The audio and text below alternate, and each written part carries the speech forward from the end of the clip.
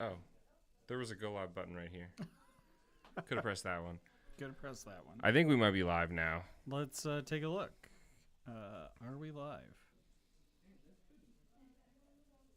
We are. We are live. Welcome. Welcome to Rules of Villainy. The Yep. Lorcana Kids Tournament. Might be live now. Let's take a look. All right. Well, I don't want to listen to us in delay. But yeah, welcome to the. Wow, Vince. All right. Well, Vince figures out how his iPhone works. I got it. All Thank right? you for the third time now. We'll do this intro again. Thanks for joining us. St. Louis area, first ever, right? Yeah, Kids first tournament. ever kids tournament. Here we are live at Grape's game in Wildwood, Missouri, just a suburb of St. Louis, Missouri. We're really excited. We got a bunch of kids here who are excited to play Disney Lorcana, and I'm really excited to be back at the streaming desk yet again as we give another practice because I'm a little rusty from last time. Yeah. So I'm glad we're getting some practice in. We'll be talking about it more, but please make sure you're saving the date for January 5th for a massive 1.5K tournament here. I at thought you were going to Greg's say game. 1.5 million player tournament. It might be that many people, honestly. You know what? I mean, You'll have to tune in to find out. Be honest, with as many people that want that Ryan Miller Mickey sign card, you never know. But yeah, we're available for questions, so please be sure to hit that bell icon. Make sure you're liking it. Pound that like button, please. Smash it into oblivion. And yeah. Make sure to say hi in the chat. Feel free to ask us some questions, and we'll get started here in a little bit.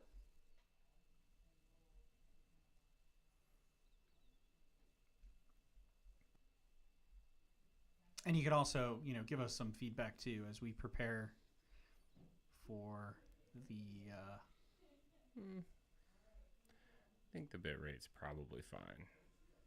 The behind the scenes. It says the bit rate's kind of low. We'll have to see when the players start playing. Honestly, Disney Lorcana, thankfully, is not a very high frames per second,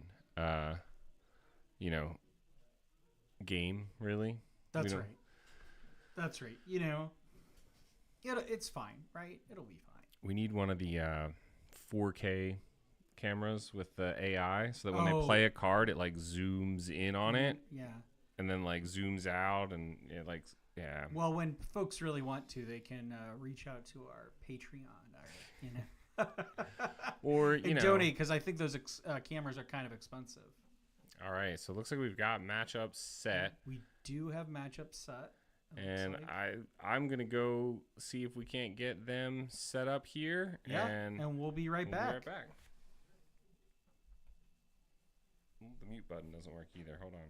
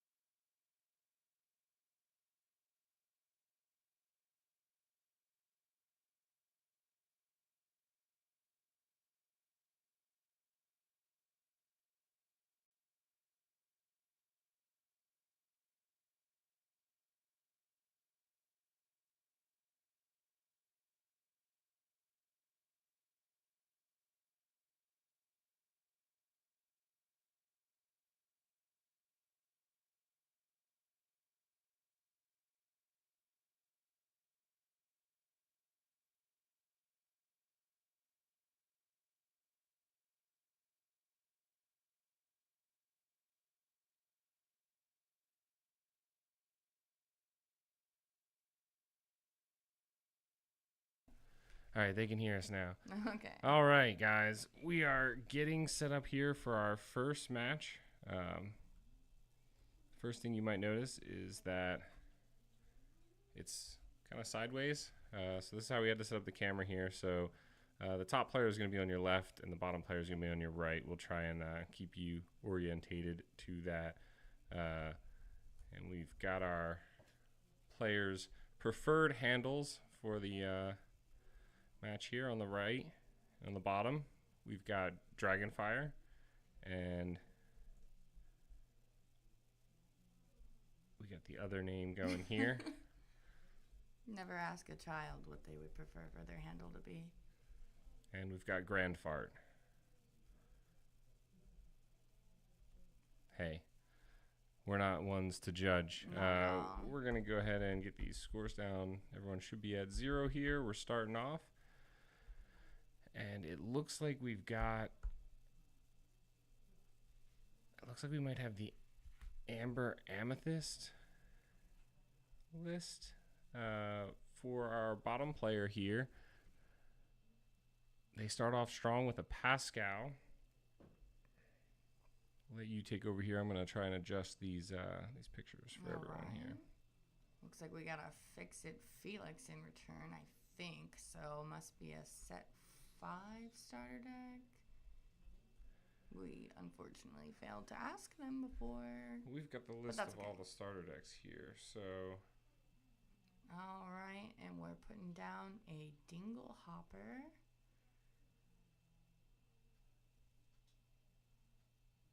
And a Hey. And questing for one with that evasive Pascal. He's probably going to be sitting there for quite some time. Yeah, until they can remove all the other characters or find some sort of spot removal for it.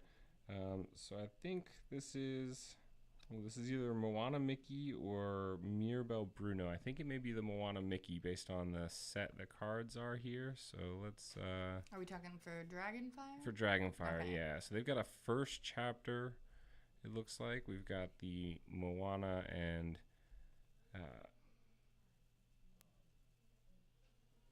Moana and Mickey. Yeah, the purple Mickey here. Sorry, I was like, there's a Brave Little Tailor Mickey. I should use the bigger monitor here. Okay, sorry, We did have a shift on that Fix-It Felix. That's nice. Ooh, okay. And so the other one we're looking at here then is the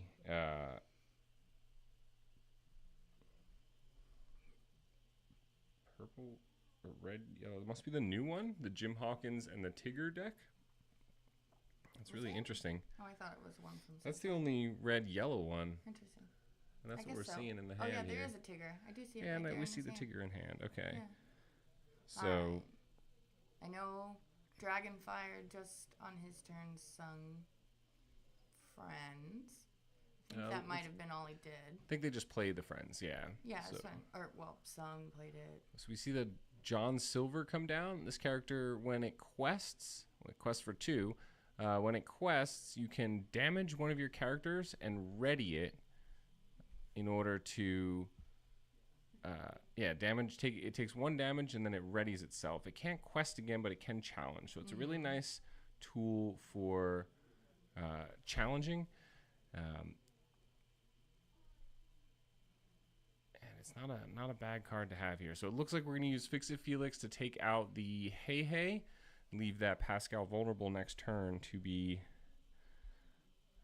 taken out, as it is no longer evasive.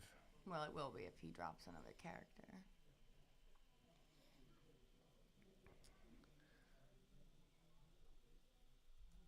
I can't for the life of me remember what the heck a Dingle Hopper does. I think it removes 1 damage. Tap That to remove sounds 1 right. damage from a character. I think that sounds right. Dragonfire off to a strong lead. Look at all those 1-drops. My goodness. Wow, they just flooded the board with 4 1-drops this turn? Yeah. And did he play the wardrobe, or is that in his ink? The wardrobe may be the ink. I don't think the wardrobe got played. Okay, I bet that is new ink. 2 1-drops and a 2-drop. That's not the 1-drop broom we're all used to. He just didn't put it face down. That's Yeah, what happened. that is also not the broom that we are all common to. I believe that is one of the older 2-cost brooms. Maybe the one that shuffles itself back when it goes into the discard. Ooh, and the Mickey. Ooh, we get the Mickey True Quest Friend. for 2 or 2 or 3? 2, yeah. 2. It's a 3-cost 3/3 to Quest for 2, I believe. Pretty well statted vanilla card there. I think it will pose a lot of problems here for his opponent. So I think we see, I'm not sure what that card is there in the glare, unfortunately. Yeah, I can't really tell what that is. We have the lists available so we can see what maybe they've got going on here. I think he just played a Tigger.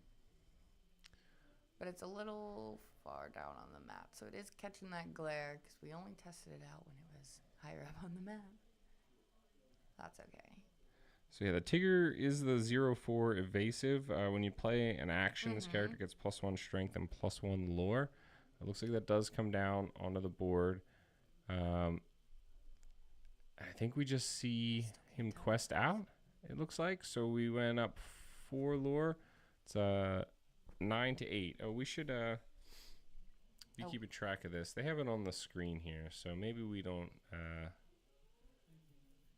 need to worry about that too much. We'll fix it in a minute if we get a second. We were trying to figure out what starter decks they were playing. Yeah, we'll be a little better prepared for the next one for sure. We've got the judge, Mayor Brad, I believe is judging this match. We see his hand come over there to help make sure all the cards are clearly marked. Just give the kiddos a little help if they need. I know Absolutely. we've got quite a few kids that have never played before today, so. Wow, that's awesome. I know. Getting some new folks into Lorcana, so they'll be learning. So we see the Kakamora come down. That's the 5/2 rush, I believe. I think so. So we can see that take out the Mickey. All right, yep, trading with the Mickey. Ooh, I wonder if we should have taken out. No, we can't take out 2 things with that Kakamora. With its 2 willpower, we couldn't have used John Silver to damage it and ready it again. So we can't get the Pascal, but we'll use John Silver. Maybe take out the Broom. You can't take. He's not evasive. And we didn't play an action. Tigger is evasive. But we didn't play an action this turn. Yeah. So I don't think we'll have the strength needed. So not sure here what the best line is actually. What are they? That Fix It Felix is a 4/5 actually. So we can have that take out one of the Olafs. We could put the damage on it, have it ready, and take out another Olaf. Is that Dr. Facilier also evasive? I feel like he is. He may be. Oh, we didn't take out the yellow. We're just questing out. Takes A out the shift 13. on the Dr. Facilier. 1, 2, 3, 4, 5, 6. Does that take him to 20? I think he gets it. No. Oh boy, the shift. Oh, all right. So it looks like Dragonfire are took game 1. we'll use these as the points for How game many wins. games they won? Yeah. That's a good idea.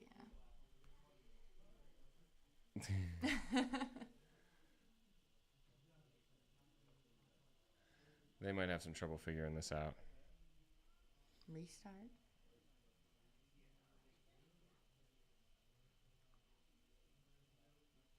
You can do this. You can do this. Do you want to go help him out? I think you double tap it, Brad.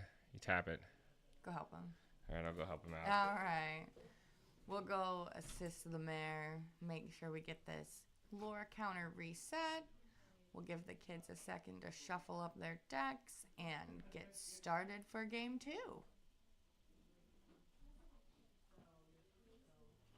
And they got it. All right. All right, they figured that out right as I walked over there. That's fine. Of course, that's okay. All right, so I'm not sure who went first. I think it was actually Dragonfire went first here in game 1 because we saw that Pascal come down early on. So I think we'll see his opponent Grandfart here going first this game.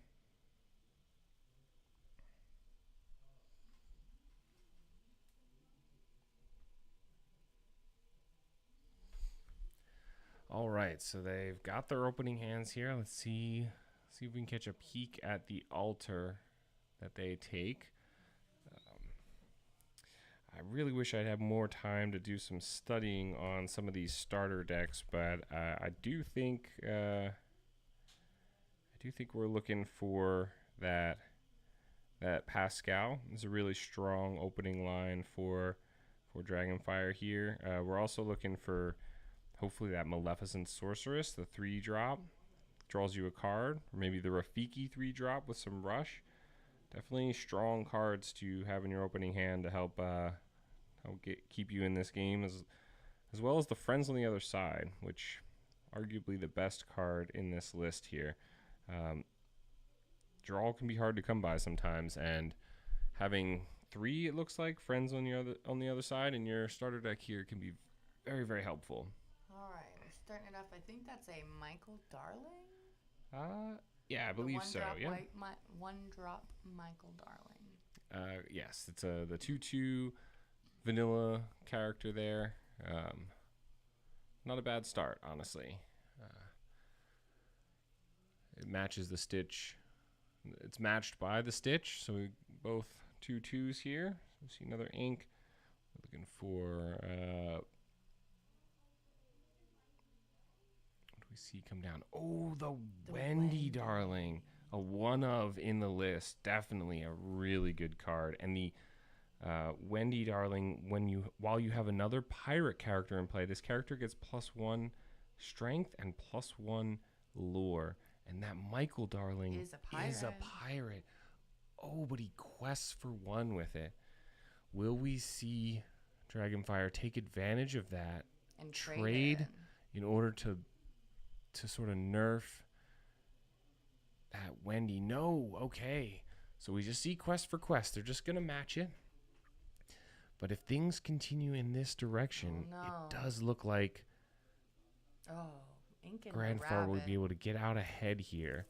So pretty sure that rabbit was a pirate too. So I don't know. I think I might have kept that. I honestly think a lot of the cards in this list are pirates. Yeah. Oh, so we see the Fix-It Felix come down. Interesting. It is really unfortunate. Some of these starter decks try and help you learn some of the new cards and some of the things that they've got going on. And that Fix-It Felix is really nice. You draw a card if you have a location in play. But unfortunately, they've only given us 5 locations in this list. So it kind of gets hard. There is one Islands I pulled from the sea, which will help you find that location if need be. And I want to say there's even the Minnie Mouse that gets you the locations back. Maybe not. Oh, no, it's the Mickey Mouse. While this character is at a location, he gets +2. So a lot of location synergy in this list, along with the pirate synergy, but not too many impactful locations, unfortunately. All right, so see the Fix-It Field comes down. We see the double quest, so this time for 3. And we pass back over to Dragonfire, who played a Control Your Temper, I believe is the name of that card. I can't tell you what it does, though. Chosen character gets -2 this turn. So that's interesting. It looks like they didn't elect to challenge. I would have thought the Control Your Temper would give -2 to the Michael. You'd send the Stitch into it. And then that would turn off the pirate synergy for the time being. I think maybe he's just hoping to do kind of what he did in the last game and find a chance to flood the board and outquest. Oh, we see the Rafiki Rush. Very nice. Take out the pirate. Yeah, take out the Wendy if you can. I don't remember how much damage he does. No, the Wendy's evasive, so you can't take out the Wendy. Right. I forget. But we can take out the Michael, which turns the Wendy off quite a bit here. There we go. Trying to decide what to do. And the Fix-It Felix is not a pirate. So not really a threat there. Not a big deal. And what is the other one they've played here? Is that a Raya of some sort? I think Jasmine. that's Jasmine, yeah. Whenever this character quests, each opponent loses 1 lore. Ooh, boy. Well, that's actually and really... a quest for 2. Yeah, but it's really big that Dragonfire found that Rafiki off the top there, or maybe had it in their hand. But the Rafiki is huge, taking out that Michael, as well as it's going to guarantee another trade, whether it's the Fix-It Felix proactively on Grandfar's turn, or by trading the Rafiki into the Jasmine. Both that the Jasmine could really set them back with that loss of lore if it's not answered right away. Oh, we see the Kakamora come down again. Oh my goodness. What a good card. 4 cost, uninkable, 5/2 rush. So it looks like we will see a quest for 1, 2. Oh, and is it a pirate? Oh, it is a pirate. So 1, 2, 3, 4. So that's 4, 5 lore coming in. Looks like they're counting it up here. So he loses 1, and then 1, 2, 5. Yep. And then are we sending the Kakamora in on rush? Looks like we're not. Okay. Might have been smart to take out the Rafiki there to prevent it trading with your Jasmine. It would force them to spend both the Pascal and the Stitch to take out that Jasmine. I also would have liked to see the Dinglehopper get used last turn to remove 1 from the Rafiki, and then again this turn to remove the other one, so that Rafiki could then trade into the Jasmine without losing anything. Yeah, I wonder if he's forgetting, if it's so off to the side there that he's forgetting it exists. Well, these are starter decks, and while you said some of these, some of the kids here in this tournament are brand new to the tournament, or to the game, some of these kids have knocked me and Kirsten out of tournaments before and are very, very good at this game.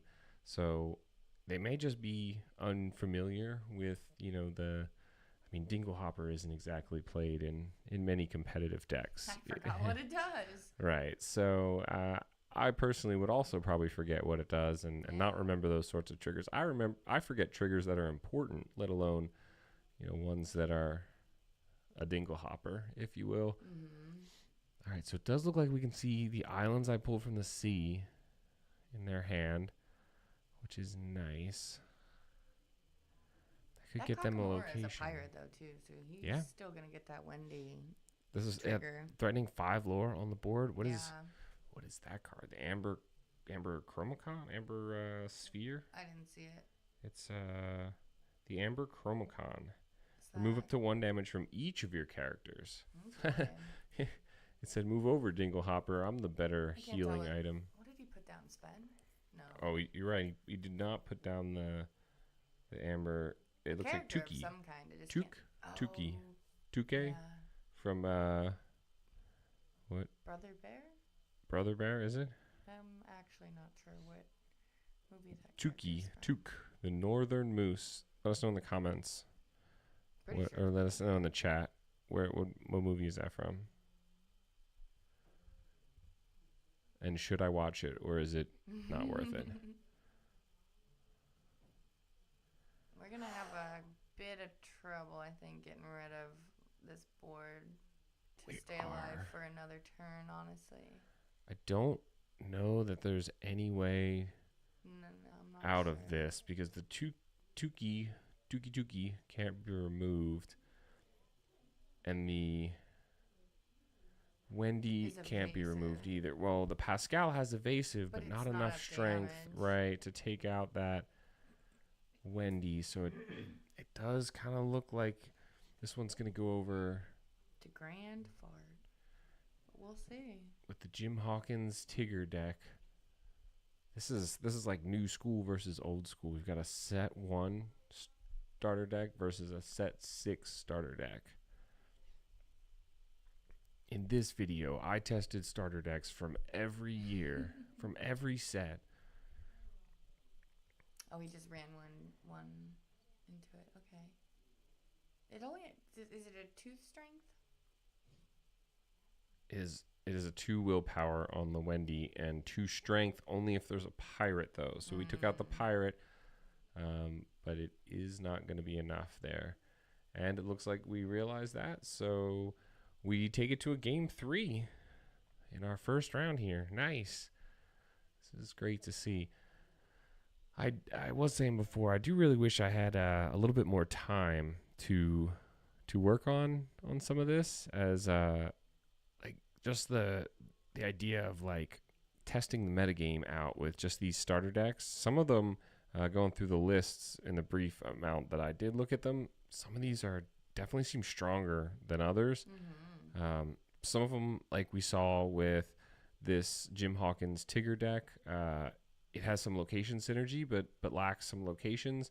There's definitely a few of these other starters that have these cards in here that are kind of like not bad cards, but only if you have the support that goes with them, and they just don't really have that support. In fact, I think if I was doing a starter deck tournament here, I'm a big fan of the Ruby Amethyst Elsa Wreck-It Ralph starter deck that we've got here. But the Wreck-It Ralph in that, whenever you ready this character, oh, that's the wrong Wreck-It Ralph. Gain 1 lore for each damage on him. There are a couple cards in here that just don't seem to line up exactly.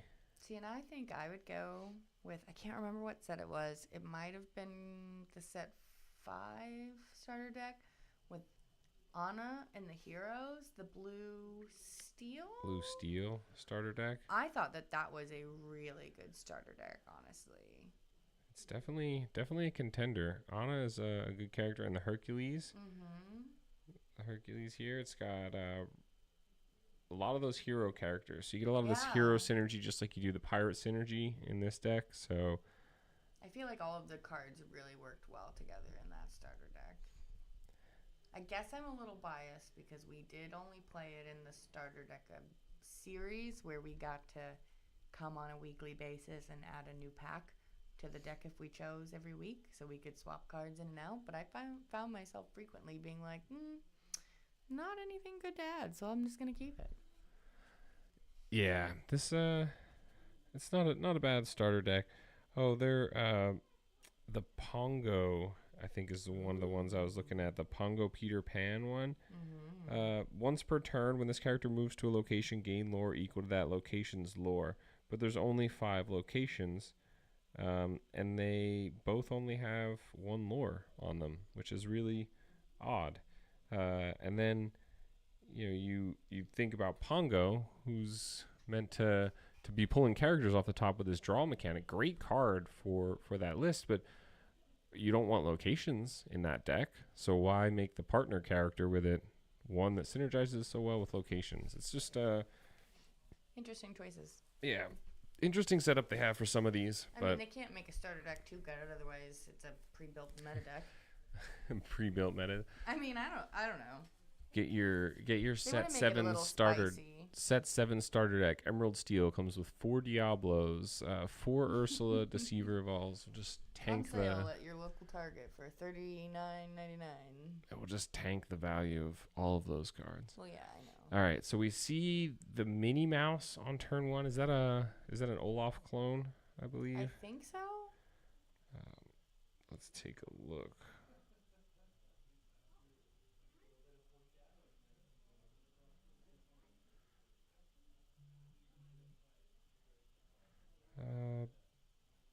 I am looking at the wrong.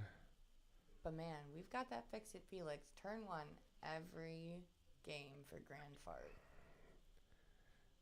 Oh, the mini. Oh, I think maybe we missed a turn 1 play for both players, because that mini's a 2/3, 2 cost 2/3, and I believe the Fix It Felix is actually a 2 cost as well.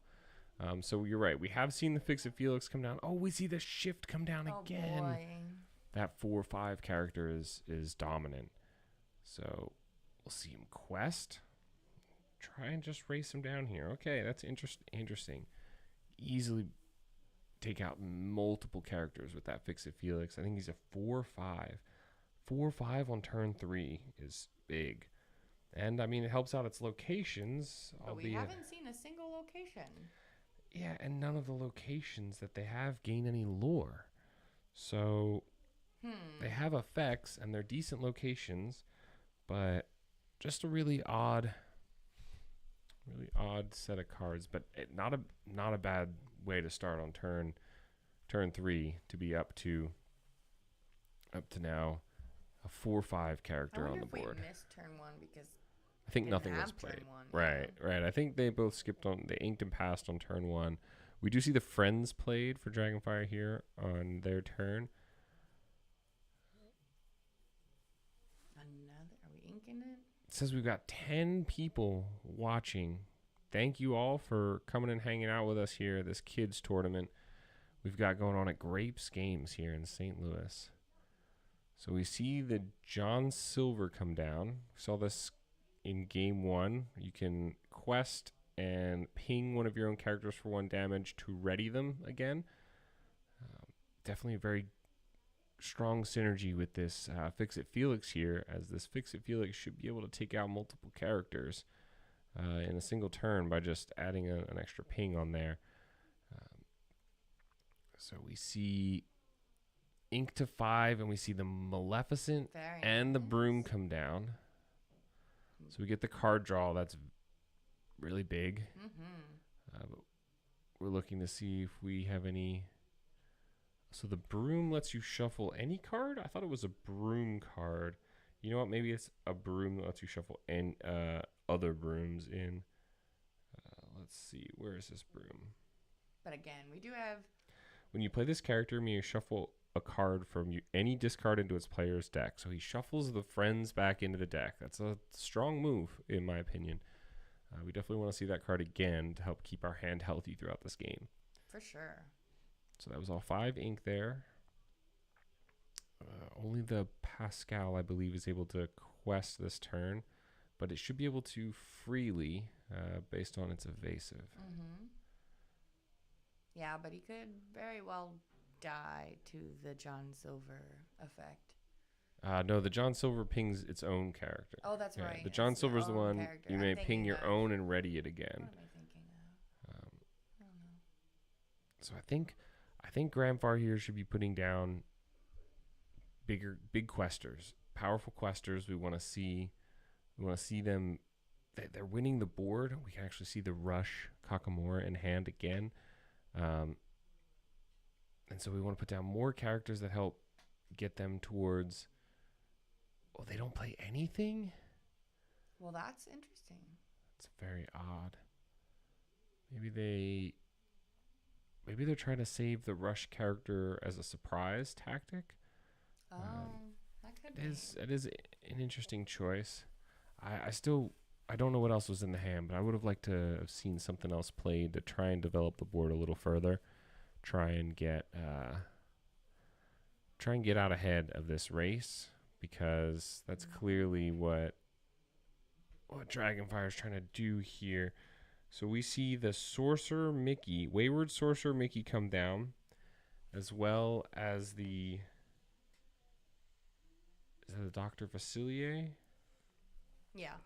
That's the same one that he shifted the first game to win it out. So we see the Mickey Broom Master come down, and we'll see if this pays off. If we can get some brooms out there for cheap or free. Well, my other question is, I wonder if he's got that Dr. Facilier shift In hand? I think that's a Jafar. Yeah. But he could very well end up top decking it, or getting a friends and being able to dig for it. Just one of them in the list. It only takes one. Yep. Dr. Facilier would be really nice. That means everything would go back to his hand. Isn't that one evasive too? It may be. Let's see. No, it is Oh, not okay. evasive. It's just the one that sends all your characters back. So we do see the Rush Kakamora come down to trade with the Maleficent. Okay. We're leaving the Broom, I guess? Is he questing for 2? 3. Question for Okay. 3 there. Oh, yeah, John Silver, quest for 2. Alright, so I guess we're just trying to keep tempo with Dragonfire so he doesn't fall behind while still slowly taking his little guys. Yeah, we need a bit more board presence here, unfortunately. I do think there's 2 damage on that Fix-It Felix, so Yeah. I wonder if maybe damaging it and readying it there so that it could be available to take out the Dr. Facilier next turn, which would have 0 strength while exerted because of the Challenger. So we do see quests for, looks like 5. 1, 2, 3, 4, 5. 1, 2, 3, 4. And did he play those 2 1-drops, I think? I think it should be 5. I think he, Olaf. 5 plus 7 is 12. Yep, I can't count. So, yep, and he played an Olaf and something else. Broom, maybe? A Mickey? I can't tell.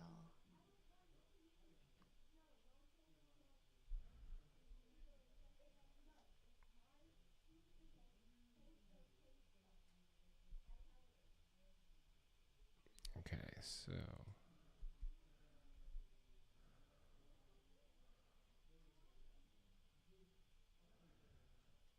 all right, 3 cards in hand. It's decent hand size. We see the ink come down. Is this 7? Are we gonna see the big Jim Hawkins? We do. We see the other namesake card of this And I forget what it deck. does. It is a bodyguard, 4/7 bodyguard. When you play this character, look at the top 4 cards of your deck. You may reveal any number of pirate cards and put them into your hand. Put the rest on the bottom of your deck in any order. Oh boy. I mean, you have no more ink to play anything, but it will be nice to refill your hand. Because I'm assuming what you're hoping for is all 4 of them will be a pirate. Looks like we get all 4. All 4 pirates? All 4 pirates? No way. Oh. I think it was.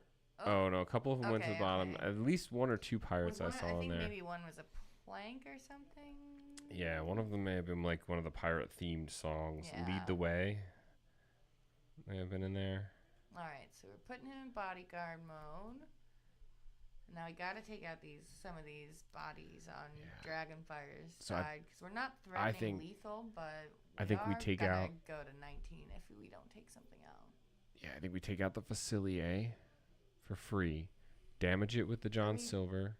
Ready and take out the Big Mickey. Are we sure that Dr. Facilier is not evasive? Uh, I thought he was. it's a 0/4 Or maybe challenger. he's a challenger? Is that what I'm reading? Yeah, it's a challenger 2/04. Okay. I can't tell that little text. Oh, It's- so they traded. All right. So they missed the John Mickey. Silver. We're trick questing the there. John Silver. Okay. And I think, But now we've got the okay. Jim Hawkins who can trade next turn. Mhm. Oh, not in your discard. There we go. He just wanted the card. Yeah, he was so excited to play it. He just wanted to draw a new card.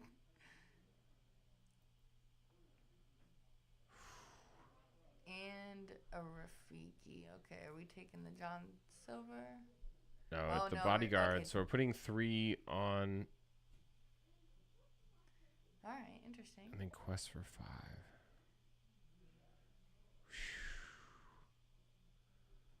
So close. It looks like this may. That's just too many characters, Yeah, honestly. it's too many bodies to have to deal with. If he's got another rush character, he could take out 3 of them. But it's still just not enough because there'd be 3 one questing characters left. We need a rush and something else. Something else there. I'm not sure what else is in this list that could bail him out of this situation here. Poo pirate ship. No, return a pirate character. Yeah, I don't know if there is any real option, So unfortunately. I don't think we have enough ink to do it. To do the Poo pirate ship and bring something back. Rescue Rangers away. Oh, is Jim Hawkins evasive? No, none of the characters on board are Oh, well, evasive. then how did he take out the Pascal? Are you sure Jim Hawkins isn't evasive? No, Jim Hawkins is not evasive. Well, Jim Hawkins just killed Pascal. That is kind of odd. That's okay. I don't know if it matters. I can't tell what that card is either. I bet that was the mystery card last game.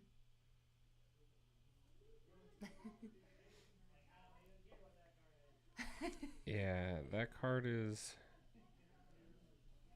Gopher? I think that's Gopher. Oh, okay. It's the 1/6 Gopher. All right, that makes sense. But it looks like it's not enough here. Not and enough. That's it. Dragonfire takes it here. Game 1. Game 3. Or- Oh, round 1. round yeah, 1 is what I round meant to 1 say. finished here. What an awesome match. It was really close there in the third game. Yeah, I don't know if you heard, John. We asked them what they wanted their handles to be, and this is the results. Hey, you can submit your name however you want here. We don't No judge. Yeah. All right. So I think that does it here. We can hear them outside discussing the match results there. Mm-hmm. I do believe Grand Fart here was this first time or No. not first time, I but think the first time. Mm. I think that they're relatively new to the game. I know that Dragonfire here was saying they were going to help them out if they needed any help. So I think it was really great showing from both players there, but Yeah, really awesome game. Really valiant efforts from both of the kiddos here, giving it their best. Yeah, really awesome. I guess I don't really know if they're newer to the game here, but I thought they were, and if they are, that's even more impressive that they were able to keep this in such a close game for sure. All right. Well, we will be right back here. We don't have a be right back thing, so you guys are just gonna stare at the score, and we'll come right back with some Newcasters, another round.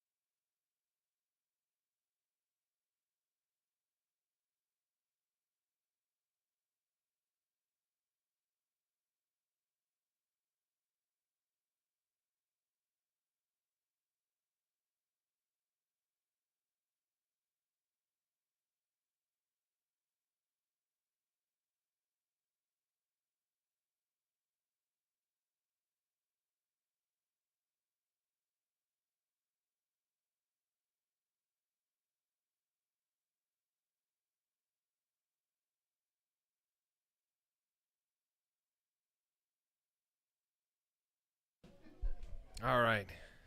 For anyone who's still with us, didn't step away for a bathroom break, we've got some special edition content for you guys in between.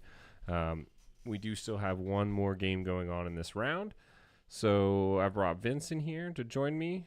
And we are going to watch Kirsten and the mayor of Lorcana himself, Brad, play a little game of regular Lorcana with what Brad says are all jank decks. Oh, wait, I'm sorry. Well, fun decks. Sorry, yeah, fun, I mean, quote unquote fun. Unfortunately, Andy likes to say that anything Brad builds is a jank deck. One thing I will add though is like I think what I'd like to see in the comments here. We got some viewers here. So let us know, who do you think, Kirsten or the mayor? Yeah, and I believe if it'll help you out a little bit here, they're both playing pirate decks. They were inspired by our first round match of pirates. And I believe the mayor with the Bell playmat here is playing the Pooh Pirates. And I believe Kirsten on the top of the Tinkerbell mat is playing Tinkerbell Pirates, I guess. Steel Emerald Pirates? Wow. Brad, what are you cooking over here, mate? But yeah, 11 viewers watching the stream. Thanks for hanging out. John, our number one fan and number one chatter. I don't know though. You know, we got to be careful about those number one fans. Really? Why? Oh, I'm lost. I didn't get the joke. It's all right. Those that get the joke will comment down below if you've seen the movie that's a reference to. Apparently, we have a statistic here being showed of the chat rate, which is 0. So I don't know what makes it go up, but probably you guys chatting. So spam that chat, say what's up, tell us who's gonna win. We see Hook down on 1 for Kirsten, Moana on 1 for Brad. We see the Smee come down for 2 for Kirsten, and on 2 we see the Piglet played. So now the Moana is online. Piglet is a Pooh Pirate captain, so Moana can challenge, which means this Captain Hook likely cannot turn sideways, or else it is in danger of taking a poor trade here. So we've got Kirsten considering her ink. Looks like the Hidden Cove goes down. And we'll see for 3 ink. Out comes a Daisy Duck. I believe that is the Daisy Duck. We got it. Is it the right Pirate Daisy Duck? Yeah, it's hard to. We got it right in the glare spot, unfortunately. We're still working on fixing the glare spot. Sorry. Boo glare. Boo glare. Move the Daisy. Yell at them. See if they can adjust it. They make anti-glare sleeves. I wonder if we just force folks to do it. Yeah, like on the way in, give them a pack of anti-glare sleeves and say, okay, time to re-sleeve your cards. Yeah. 1 hour later. Yeah, arrive early. Oh, okay, we see the brawl come down. Apparently that Daisy is brawlable. No ward. Well, 2 strength or less. I thought it was a 3, 4. No, I guess not. Okay, so no questing still from Brad here. So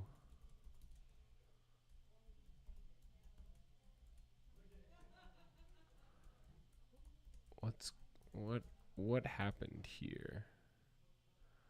I'm not sure I know what happened. Why is there 1 damage on the Piglet?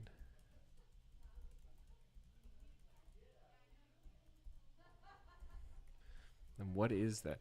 Is that not the Smee we know and love? That is next to that Captain Hook? No, that isn't. It is a Smee, but it's the new Smee. Leave it to Brad to take out one of the best cards, who's already a pirate. Oh, this is the one that gets evasive during your... No, it's not even that one. Oh, did she shift? She shifted the Smee. That's what that is. That's why the other Smee went away. Look away for 1 second, and this is what happens. So she shifted Big Smee. When you play this character, you may deal damage to chosen character equal to the number of pirate characters you control. And so it was 1. Wait, why wouldn't it be 2? No, it would be 2. Because Smee himself is a pirate, right? Or is it other pirate? Of your other pirate characters. Okay. Couldn't read it. Sorry, it was too small on my screen there. So it is just the 1 damage from the Captain Hook that went onto the Piglet. We see Piglet go into Skull Rock along with Moana here.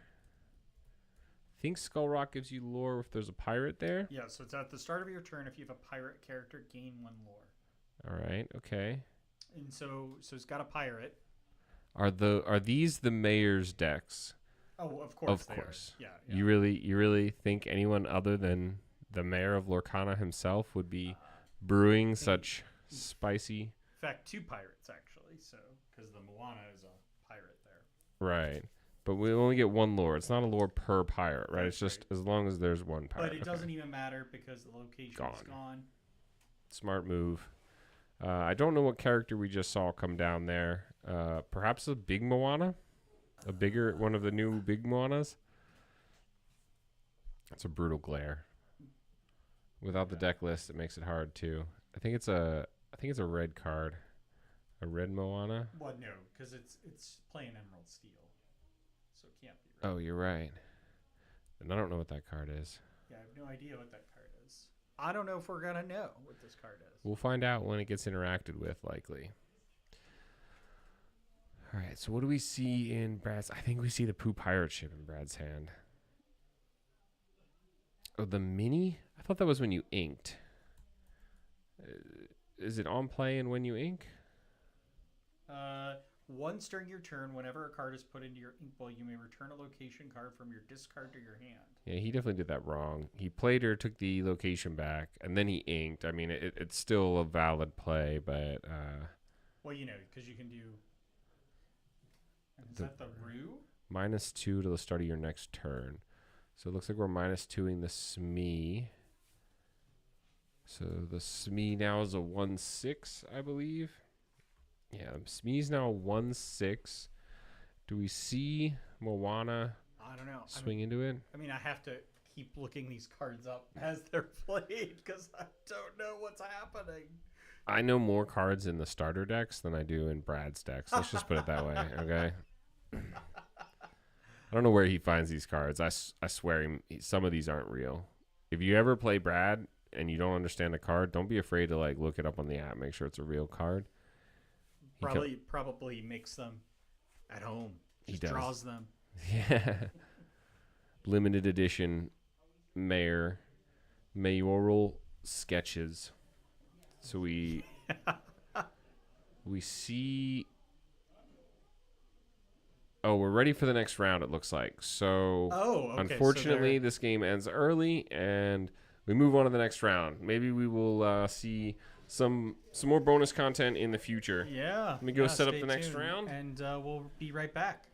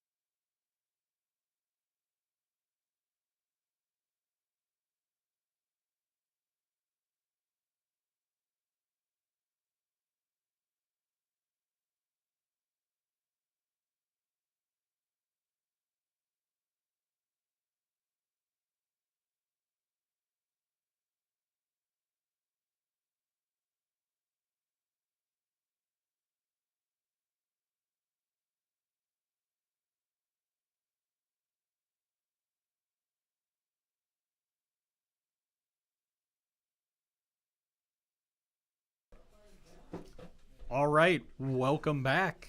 We've got the mayor on the mic, and we have Mikey and Drama Llama. Oh, you're not going to say what Mikey requested? I'm not. I refuse. I'm sorry. You know what? As a man of the people, I will give Mikey his name and say that Fart Poops is playing tonight versus Drama Llama, and it's going to be an intense game. I didn't think you were gonna say it. I didn't think you were gonna say it. I need to stay on Mikey's good side. That's fine. Yeah. I mean, I'll say Dragonfire. That's what he was Sure. originally. Yeah. But when he realized what the potential of what it could be, he's taken full advantage of it. He took it to the absolute next level. Thanks again for everybody for joining us here at Grapes Games for the Lorcana Kids Tournament. As we go into round 2 here, we've got a bunch of you in the chat. Always feel free to say hi, comment, ask questions, and we'll try to answer them. And we've got Brad here too, so if you've got questions about those crazy jank decks, as Andy would say. Well, listen, if you look at the YouTube chat right now, they were happy to see those pirate decks being played, and I'm kind of bummed we didn't get to finish it. We did not, unfortunately. I can only imagine what you and Andy were saying about them in here. But, Well, I was furiously looking them up in Dreamborn. I was like, what's that card do? I don't know. Wait, where did that Smee go? It just shifted a Smee. Yeah. Shift Smee. All right. Well, we've got a Olaf down on the board. Mikey likes to play fast. He told me he likes to have 5-second turns. So when you see him move fast And like that, my favorite card, Pascal. He's a good boy. I think you're mistaking him with Pluto, sir. But Pascal can be a very good boy, yes. He a good boy. Mikey's already on the board with that 1-3 Olaf, who used to, in the first couple sets, was a pain to deal with for the first couple turns. I know. We don't see that card anymore. And I actually, for one of my spicy takes was to put that Pascal at my Ruby Amethyst deck. Yeah. I still like it for its evasive characteristics. But I think you only get it when you have another character on the board. Yep. Yeah, which we makes had to it a little explain less, that to Alex last turn. less consistent. Yeah.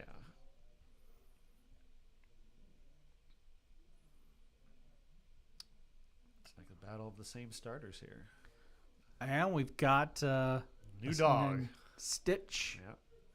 And Quest with a Pascal. Now that Pascal is evasive. But Mikey does have the answer with his own. Or no, he doesn't have Pascal. He does not have the answer in hand. I'd already forgotten about the snowman. Drops a Maleficent. Gets to draw a card. Remember when Andy said he would play that card over Genie?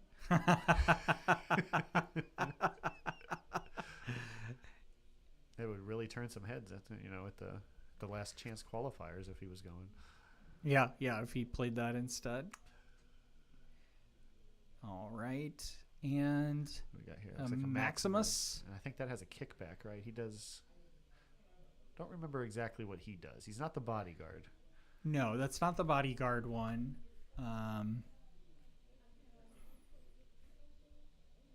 It has something to do with support, I think. Or not support, but...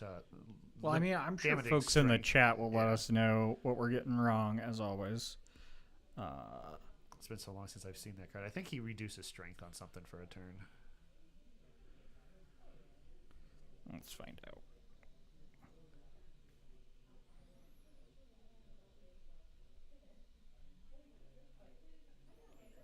Okay, so that one, when you play this character, chosen character gets -2 strength this turn. I remembered correctly. It's like a little bit of deliberation here on Fart Poop side.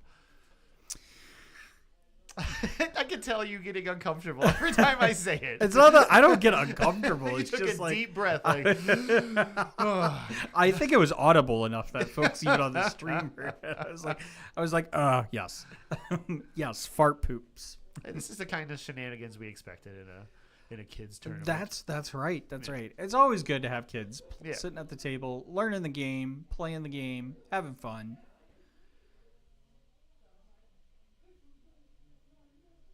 I see you've upgraded Fart Poops' die situation there. I did, yeah. I assumed you guys had a hard time seeing the damage tokens while he was using those cardboard ones from the troves. And I was like, you know what? Fart Poops, I'm going to go over and grab my dice bag for you to use. And, Looks like we're questing for 3 to go to 6. yeah. I'll tell you what, I don't know if it was known in here while you guys were casting, but he really likes that Facilier shift. In the entire best of 3, the last game, he was digging for that each time and was bummed every time he didn't pull it. Just consistently trying to shift the character, right? Yeah. Yep. And he actually won game 1 by shifting and questing. Yeah, and that game was good. It went to 3 games. Yep. It looks like either the rush or the evasive eel. Yeah, it is. Well, it's the jetsam. Yeah. So I think that's the evasive one. I am pretty sure it is the evasive one. It's actually nice to see these cards again, right? Like it's been a year since we played with them regularly, and now to see them hit back in the starters and being played.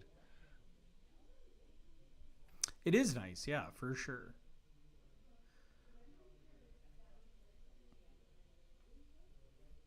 Any question out?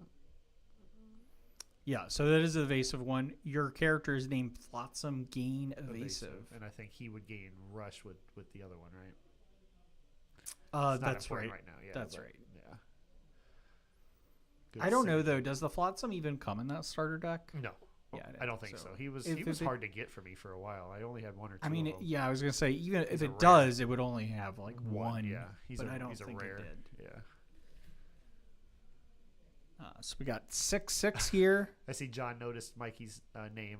I'll have you know, John, he requested to be called Fart Poops in this game. Yes. He did. We asked them each. We got Fart Poops and Drama Llama. Oh, you said it. We did it. Success. Well, that's the second time I've said it. Well, I'll never get old. You just missed it. You just missed it. Here as we audition for the DLC caster, saying Fart Poops and Drama Llama. Yep, and there we go. We got a Jetsam on the board. Quest for 4 goes to 10. Okay.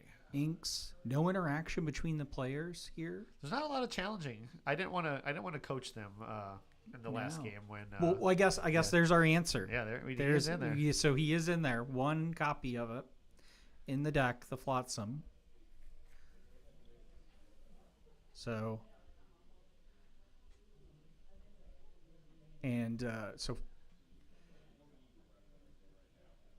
Jetsam gains Rush, Flotsam gains Evasive. It's a killer combo.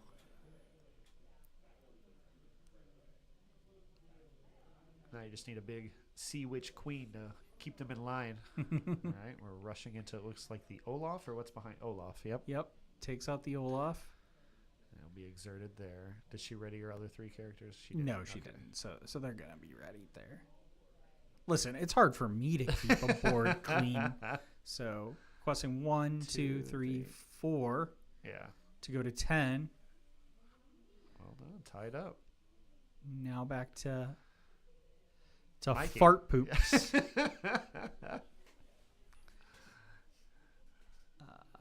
there we go. Ready's the board.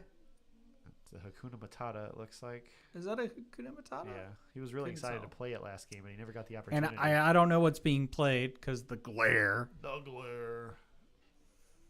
I'm going to assume it's the Facilier shift, just based on being out there last game.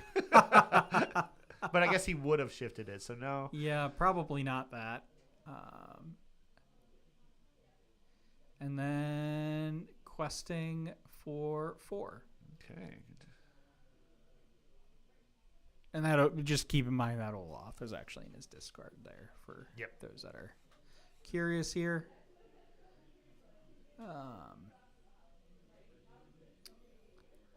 She's showing 5, but I mean 6 actually on board. that was Flotsam Quest for 2. Quest for 2, yeah.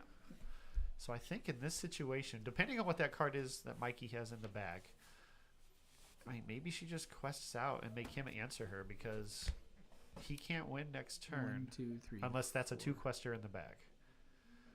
Yeah, unclear what's in the back there. If he pulls out another shift Facilier Oh, win, it and would the be, Mickey. yeah. Really excited about. And Pascal, she's going ultra wide. Wow. And we know, no be prepared here. Yeah. Yeah, I'm really excited about that Mickey having a signature block. That's gonna be fun. So I really wish I was going in in January, but that'll have to okay, wait so for it was a those- Maximus. Okay, so -2 strength on something probably. You got evasive. That's not gonna work. I think Mikey told her. Okay.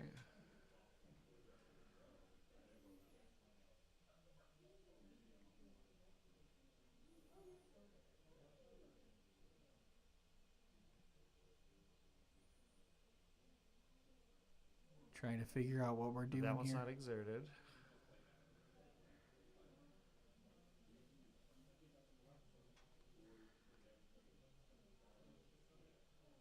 Yeah, I really think she I love those little card holders. Yeah, I've seen her for use those kids before, for, yeah.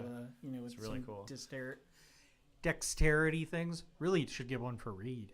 Yeah, he would love that. And that's So now that's exerted. exerted. Well done.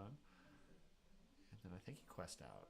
Yeah. So 1, 2, 3, 4, 5 Puts it goes to 15. And then make him answer.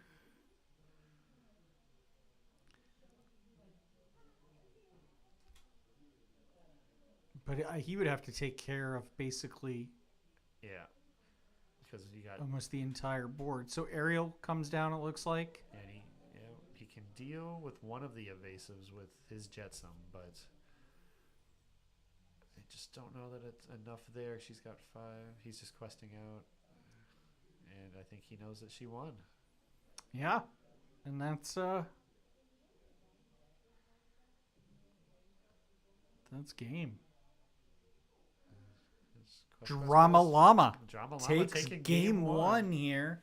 1, And there she 2, goes. 3, 4, 4, and 5, 5, 6, 7, 8. Yeah. All the way. Just keep Just- going. just get as keeps- many as you can. Mikey's going to make sure that it goes over 20. What's the final count? 25 to Well 18. done. Well done to Drama Llama. See if Mikey Give can bounce the back. win. I mean, you know what? I'm just going to say it right here. Should have kept the Dragonfire name. Maybe. You know, I it brings think a. moving to Fart Poops Was was Dragonfire brings this potentially scary. not the right move. You know, but You know, I gotta say, this mat, the Moana mat here, it's beautiful. really has grown on me over time. I remember when it was first announced, I was like, a song for a playmat. Yeah. But I really, really think it is one of the better mats. Yeah, I really like it. Out of the set 3 mats, that would be one that it was her, it was Stitch, and it was, I think there were still 3 that set. Maybe not. It was her and Stitch for sure. No. Just There, 2? there was just 2. They had 3 in the first one, And Tink, right? and Was that then this? 2. Or Tink came later. Yeah, No, Tink was in this. Was in Shimmering Skies. We got- also just a couple sets ago. Wow. Yeah, we got okay. Tink, the big Tink mat, and I think it was the one before because Belle was last set, and I bought Belle last set, and I bet Tink the set before. So I think. Oh, you know what? Was You are Ursula's right. return. Tink was Ursula's Yeah, return. Yep. Yep, Tink was Ursula's return. Yeah, that Moana mat's been popping up, and especially with the regional releases as well. That I think there's more out there. I think I saw it on Amazon for like $17 the other day. I didn't pull the trigger because I'm tired of spending on myself right now. I got to finish up the Christmas shopping, but I know. Are you ready for the holidays? I think so. After today, I went everywhere today wrapping up Christmas shopping. So I know you went to for those that are here and St. Louis area listeners will know about the Brentwood Promenade. And when Brad told me that, I was like, oh God, it's not even good on a normal day. yeah, it was It's like murder. I Yep. hate going there. But I do because, sometimes that Target has good Lorcana, and also I like that Micro Center there. Yep. Micro Center's the main reason I go there, but today it was Total Wine. Oh, yeah. Well, at least on that side, though, it's not so bad, but I Yeah. bet today it was Emily crazy. actually told me, she's like, maybe you just park at Total Wine and walk the Target if you need to go there. Stating, the closer you get to Target, the worse it's going to be. so bad. It's so bad. All right, looks like they're shuffling up. I think Drama Llama's ready to go. I mean, she is ready. She's like, I'm ready to close this down in 2. So while they're getting ready, how's your competitive deck looking? Oh, God. I don't know. I mean, we talked about it on our podcast on Wednesday, which will come out tomorrow. So it is a little late, but, we had a lot going on this we weekend. had a lot going on. But no, I haven't really touched it since. So I haven't really thought too much about it. I'm hopeful over the break to maybe really think more about it. Sure. Especially because, we're really not going to have any league this coming week, right? Pretty much everything's Jesse was out canceled. there talking about his Emerald Steel. It's not actually discard. I'm really curious to see what it's like. He said he's put some spice in it and some all right. things to deal with. So Drama Llama's going first. Stitch coming down. Yes, sir. The old new dog. It looks like It looks like hey. Yeah. Yeah, chicken dinner. boat snack. Yeah, Andy. Tell us about it. A lot has changed since round 1. I think John's watching without audio. He said earlier in the chat that it's movie night. So, again, appreciate you just dropping in, John, as always. I already said it in text, but it means a great deal when you constantly come in and support us. Yeah, but we have 8 viewers tuning in, and we have Minnie Mouse hitting the board and the Stitch questing for 1. Back to Dragonfire, a.k.a. Fart Poops, a.k.a. Mikey. And there are 2 Olafs down. Uh-oh. Oh, no. We're going to have to... Andy. There we go. Andy fixes it. There we go. Andy fixes everything. And 1-1. And passing the turn to Drama Llama. Readies everything up. Tell you, man, have you seen the previews for the new live-action Lilo and Stitch? Or at least the teasers of Stitch running around? I have a little bit. It's a little weird. I have not seen that movie in a very, very, very long time. I watched it in October after I got my wisdom teeth taken out, and that was an experience. I was still coming down from everything. Yeah, I don't know if that's the movie I would have chosen for that one. We went on a whole Disney kick. Emperor's New Groove, Princess and the Frog, Lilo and Stitch. Mickey comes down, and Minnie and Stitch quest for True friend. 1 each. Yeah, because I was going to say you're a long way away from that's the Lilo and Stitch movie for Disney date night. We are, yeah. I got actually the Little Mermaid coming up. I gotta start prepping. Wow. Gotta start prepping themed food for just all of it. Yeah. Under the Sea. So, and then after that, it's Beauty and the Beast, right? There's one in between. I think it's Rescuers Down Under. Ah, Rescuers Down Under. That's right. I think Quest for 3 goes to 4. Emily's a little low-key upset that I got Little Mermaid and Beauty and the Beast. And I'm like, well, we could trade. We've done that in the past, but I definitely get Beauty and the Beast. That was actually... Oh, so we got Friends on the other side. Looks like Friends is going to be... that card. She's singing it? Singing Mickey's it? Singing it. Okay. Yep. Drama Llama singing it. Oh, Mikey helping her out with the readying. Good job, I Mikey. know. Such great team sport here. In fact, first match I was hearing that there was shifting the Facilier. well, not Mikey, but his opponent. Oh yeah. He was shifting the Fix It Felix. Fix It Felix. Yeah, for that it was big like, body, I'm big gonna, attack, yeah. I'll be generous. Yeah. For now. And I was like, oh, that's cute.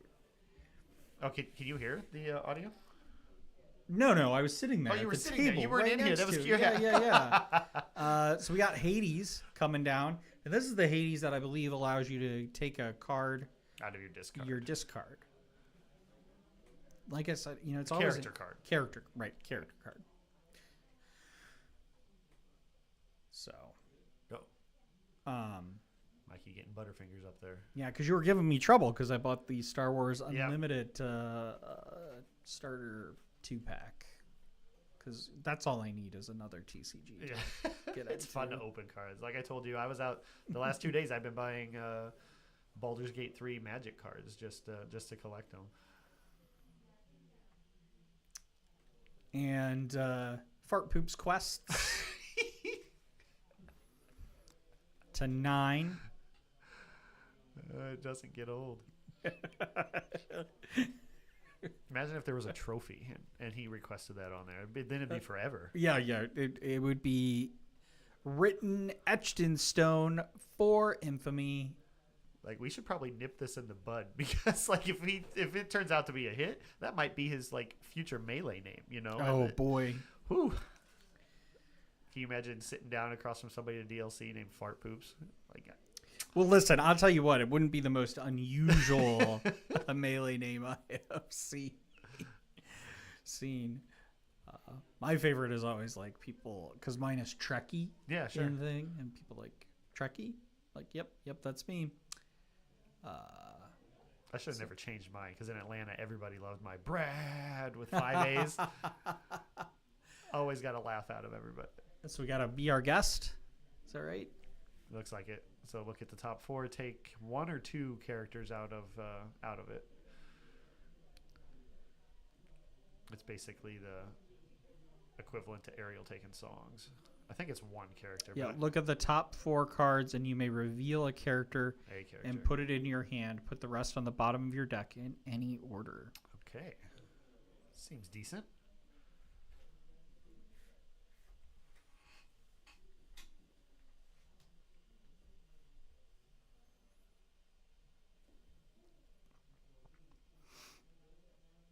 Tough position here for Drama Llama. Yeah. Honestly, with Mikey being able to get those double Olafs down, It's hard to deal with. really They're going to difficult. be there the whole rest of the game probably, unless she gets a heavy hitter. I think the Hades swings for 3, but he's only got a 2 body. Yeah, swings for 3. Quest for 3. Back to Mikey. Yeah, Mikey. They both got 4 on the board. Close game. Yeah. So, what movie are you most looking forward to in your Disney date night? Is it that Beauty and the Beast? Yeah, a little tidbit now that everything's already happened was the Beauty and the Beast Disney date night. If we didn't get off track, was one of the ideas I had to proposing to Emily which happened last weekend. But we didn't get there quick enough, and I told her it would be this year. So with all the time that we took off and the weeks that we didn't do it, I had ideas, and Beauty and the Beast. I was like, this has been a great thing that we've been doing for weeks at a time, and Beauty and the Beast is just such a great movie and an opportunity that I thought would have been great, but I wouldn't trade the way that it happened for anything. Yeah. It was great. Yeah. Not to get too sappy on this, but And we have Fart Poops questing to 14. Back to Drama Llama. And again, not much has changed here. Not a lot of board action, a lot of questing. yeah. But, That's I what mean, we're here that's to to do, be right? expected, you Yeah. know.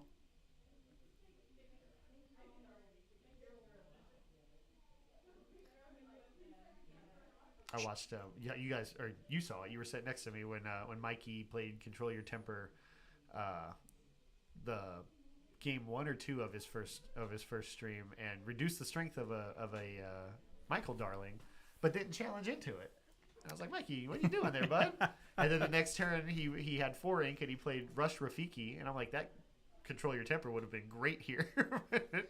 Yeah, kids are learning the game. They're gonna play these wide boards, and they're Yeah. gonna go for the questing and stuff. The challenging. That's Listen, I've sat across from Mikey before where he just held on to all his gathering knowledge and wisdom just to play them all in the same turn. like, he has an idea of what he wants to go for, and he goes for it. Is that 6 lore he's questing for there for win? Yep. Yeah, 2, 4, I think actually it's 7 7. more. Yeah, he's gonna go 21 and take game 2. Yeah. So that is game 2, All right. and we'll go down to game 3. Gripping. So, have you thought about are you going to move to Pixar then after you're done with all the Disney films? Yeah, we have a scratch off. Our friends got us for Christmas last year or the year before, maybe. I'm not sure the order of events. They gave us an original poster of all the Disney animated films in chronological order, and you scratch them off, and you get a cute little image underneath it representing the movie. And then the following year, I guess it was 2 years ago, because the following year they gave us a Pixar one of all the Pixar movies. So they're definitely on the list, but at the rate that we're going every other week, it's going to be forever before we get there. So, Yeah, because you got a lot of movies to go. yeah, we're just hitting the 90s here shortly. And that was like a resurgence Yeah, of the Disney Renaissance animation. era, right? Yeah, the Renaissance era. Hercules, Aladdin, Yeah. Mulan. Yep. You gotta get the you gotta call McDonald's now and get the Szechuan sauce. Yeah. I love that came back. So You're fine.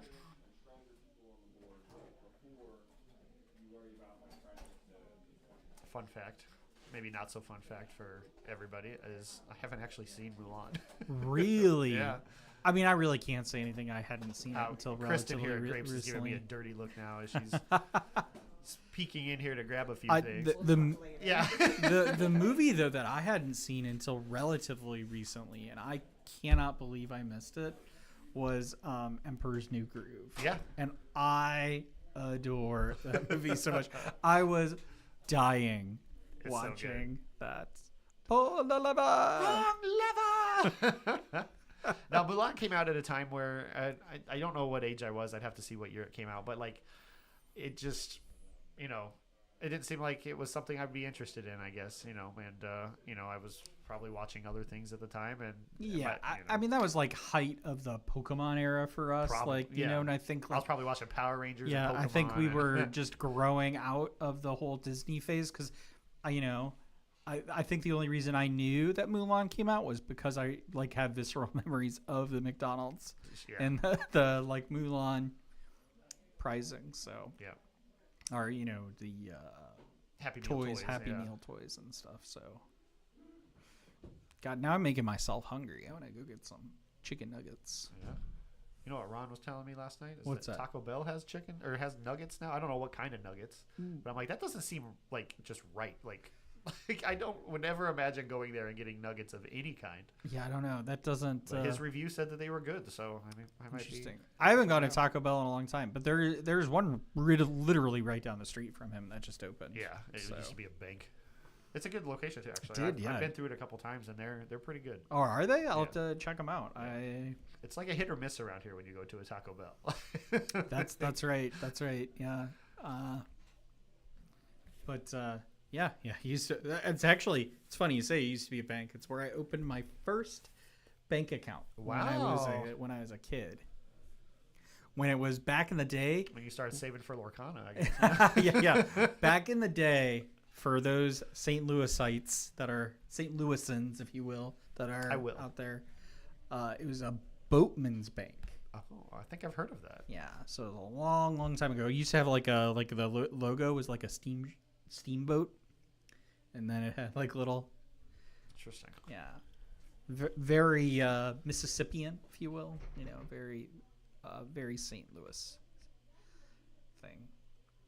And just me telling that story. I see our viewers leaving. No, I'm just kidding.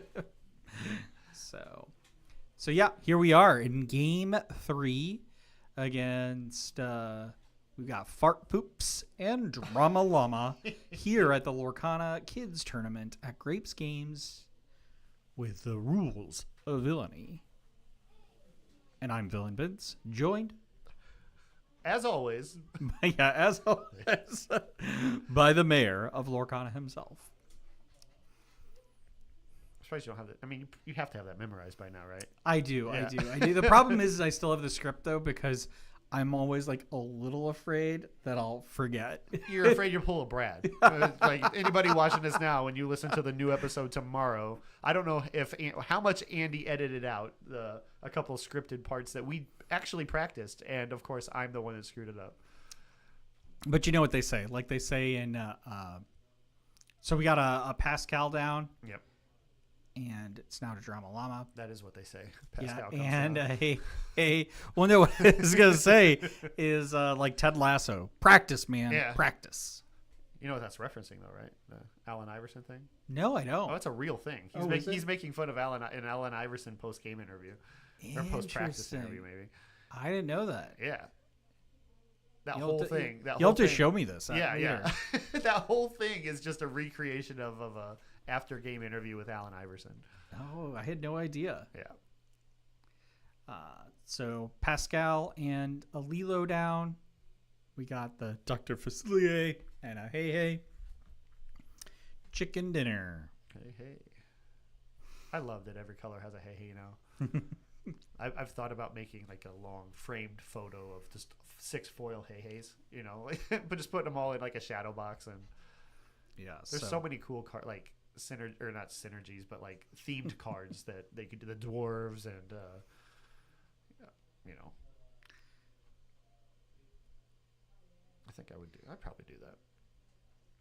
We got Andy here. Yeah. Not a game. Can't believe not a you didn't know game. Yeah, I had no idea. I don't follow the sports ball that closely, true, I guess. you know. But you went to the Ohio State, though. I thought the sports is big over there. Yeah, the football is pretty. The college football is pretty big. Yeah. Hey, boat snack. What's he gonna do here? It's going after the Stitch.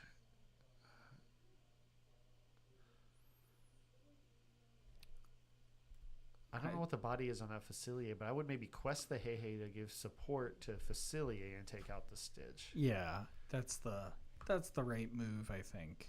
There. Oh, she chose to be on the draw game 1 and 3. Wow. Andy says in our chat. You know, sometimes that extra card, as he's it did pay off in the first game. As Andy has pointed out in sealed events and stuff too, we have found from at least our experience that the being on the draw, that extra card really, you know, helps get the momentum going. I had an experience here at the set 6 drop of Azurite C here at Grape's Games where I started off on the draw both games and ended up winning those. And then when I went to game 3 out of the 4 or round 3 out of the 4 rounds, I was on the play and ended up losing that game. Yeah, I mean, that was always my strategy too in like the best of 2 format is sometimes going second, right? And it helps too because by that time you know what they're playing and you know what to alter for. If you're going first, you have no idea what to alter for because you don't know what they're playing. You can kind of guess. You know, sometimes people give it away with their sleeve colors and such, but yeah.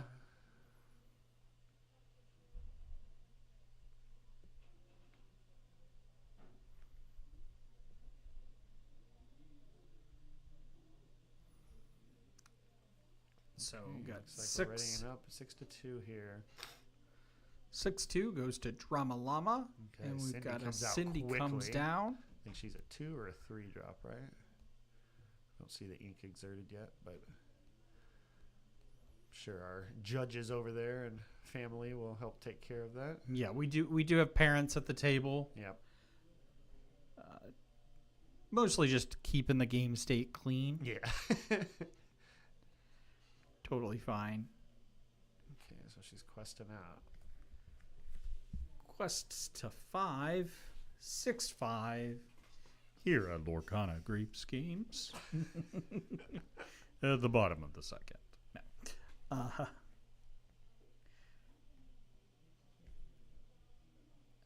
I would argue the 3rd. Yes, at the bottom of the 3rd. You're right. We got a takesy backsies there. How generous. Oh, no, he played Hades. So he played Hades, pulled something back from the discard. Well, it looked like Flotsam, I think, was Oh, going down first. Okay. But it's fine. I mean, just a sneak peek of the villain showdown.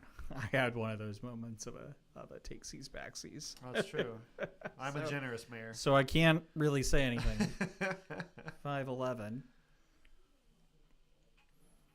In my defense, I'll just say sometimes when you're playing cards you haven't seen, And, yeah, it's I get like it. I see that just coming in here for this round, I understand the struggle you guys have, of like when you watched us play Pack Rush on one of our live streams, you're like, I don't know what these cards are. I haven't seen these cards in a year. Well, and the problem is Pack Rush goes so fast, it's Yeah. hard to like look them up as you're playing them. It's like so. Yep. Rafiki comes down. Looks Takes like out the Mickey. Yep, challenges the Mickey. Good decision there. Slow A little down bit the more tempo. board action here Yeah. than we've seen in previous games. And we've got She's got a wide board here. She's A down by mini. 6, so that taking out that Mickey does slow the tempo down a little bit. We know that one of those is an eel. yeah, but she'll catch up here. So we got 1, Yeah. 2, 3, 4, 5. So gets to 10. Oosh. And Hey, B squared we just got entered the chat. yeah, Brandon, how's it going? And then we've got a Pascal, and it looks like a Jetsam comes down, I another think. eel. And or no, that's the Flotsam, I think. The rare card. A lot of glare there. It is, I know. That is the Flotsam. Yep, like rushing into the Facilier. Listen, He I'm knows trying that shift is dangerous from experience. yeah. Listen, I'm trying to deal with my Lorcana knowledge here from the glare. Looks like we're gonna quest for 3 Yeah. or 4. I guess there was. Was the I other guess. one a Flotsam? I can't tell what the questers are. One of them has to be a 2-quester. Yeah, And I then there think should be one. some damage on that eel for taking out Facilier. Surely Andy or somebody will catch that here after the delay. What is Facilier's? I think he's a 2-3. Is he a 2-3? I thought he was a. It might be a 1-3. I can't look it up because I can't spell Facilier. Just put an FAC. Oh, that's a good idea. There he is right there. There's a 0-4. So 0-4, Oh, wow, so he yeah, takes it off. challenger It's plus a 2, challenger yeah. Facilier. Very nice. Yeah. I forgot about that. I always did like his shift line. In the first set, it There we really go. messed So with me quite a bit. Cindy takes out that Hades. Okay.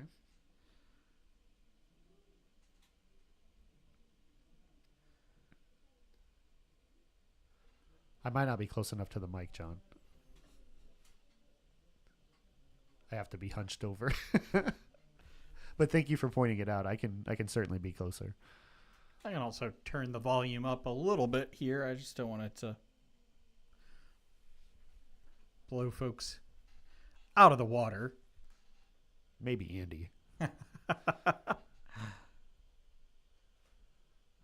right, we got ourselves a game here. We do. Lots of board action in this game. Probably the most board action I've seen all night here. Okay, Flotsam's not evasive, right? He's just, or is he? No, They have both eels on board, right? If they have both, then yes. But I don't think. The Pascal's evasive. Yeah, the Pascal's evasive. I can't see what that other card is. Yeah, that's the only. It's a 2-quester, so I don't think it's the Jetsam. Okay. So I don't think that Flotsam has evasive. All right, thanks for the feedback, guys. Yeah. I am kind of a mumbler, but Get a little closer to the microphone. yeah. We're also like, I don't know, 15 feet away from the game, so we just got a door between us, and if we talk too loud, they might be able to hear us. But I don't think it matters I as don't much think in this so either. particular tournament. On This the- one's really just for fun. This is, yeah. On the 5th, when we do our big 1K, 1.5K even, I think we'll have to consider Yeah. the volume of our voices coming from here. Absolutely. Hopefully, though, we'll have some. I'm hopefully planning for some better equipment by then. Ooh, look I at know. that Challenger Jafar. The Challenger to Also- Jafar. Ooh to your, if that's I what know, you thought. I It was was like- ooh to your new equipment as well. Didn't mean to brush that off. All good, all good. No, we should be paying attention to the game, not my equipment here. These kids fart poops and drama llama. Yeah. Doesn't get more intense than this. 18 to 11. She's got to answer his board. Mickey, is that Mickey exerted? I can't never tell with Mikey. Well, I don't know. Is it exerted or is it in his discard? Oh, that might also be his discard. I think that might be his discard. Somebody out there knows. So I'm pretty sure he just has the. Yeah, he's pointing. He stopped the pointing at Stitch. Yeah. So Cindy's gonna crash into an eel. It looks like. And she's like, "Get that card out of here! Get it out of here!" Okay, that was his discard. Good call. Yeah. So he's still threatening with 3 cards out there. I think she just quest. So I think she's handing him the game here because she has nothing else to do.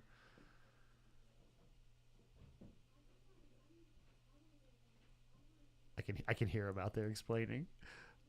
Oh, right, because she can't take out the Pascal, right? Because it's evasive, and so unfortunately, that was a really great game to these players. Honestly, quest for 2, and Mikey's gonna take his second game. Yeah, wow. Quest for 3 because he wants that extra lore. Good game, guys. Well, congrats to Fart Poops, or if you've been following along, I can't do it without laughing. Or if you've been paying attention since round 1, Dragonfire. Yeah. So who knows what he's going to come up with for round 3? Yeah. So stay tuned. We'll cut over here to us. Here. My first time on camera. It's your first time, and you're wearing the jersey. You're wearing the evil version. I showed up prepared. You're wearing the evil version of the jersey. Because I wore the clean version or the nice version last night. But yeah, I'm pretty excited to see what's going to happen next in the last final round here. Yeah. But again, just a reminder for those folks, please save the date for January 5th when we're doing our 1.5K here at Grapes Games, and we'll be live streaming it. You want to tell a little bit about the pricing we're going to have there? Yeah, it's super exciting. It's all donated, and then Grapes is providing, is it 2 cases?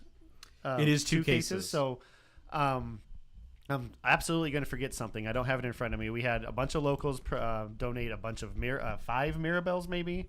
We got a couple the Enchanted Mirabelles from the Stat Championships, a couple of Dragonfires from the DLCs, some first chapter packs came from Ryan, but the big prize was something when the co-creator of the game, Ryan Miller, heard about us doing these kind of events back home. He signed a D23 Sorcerer Mickey from this past year and said, "Hey, include this one and the next time you guys do this."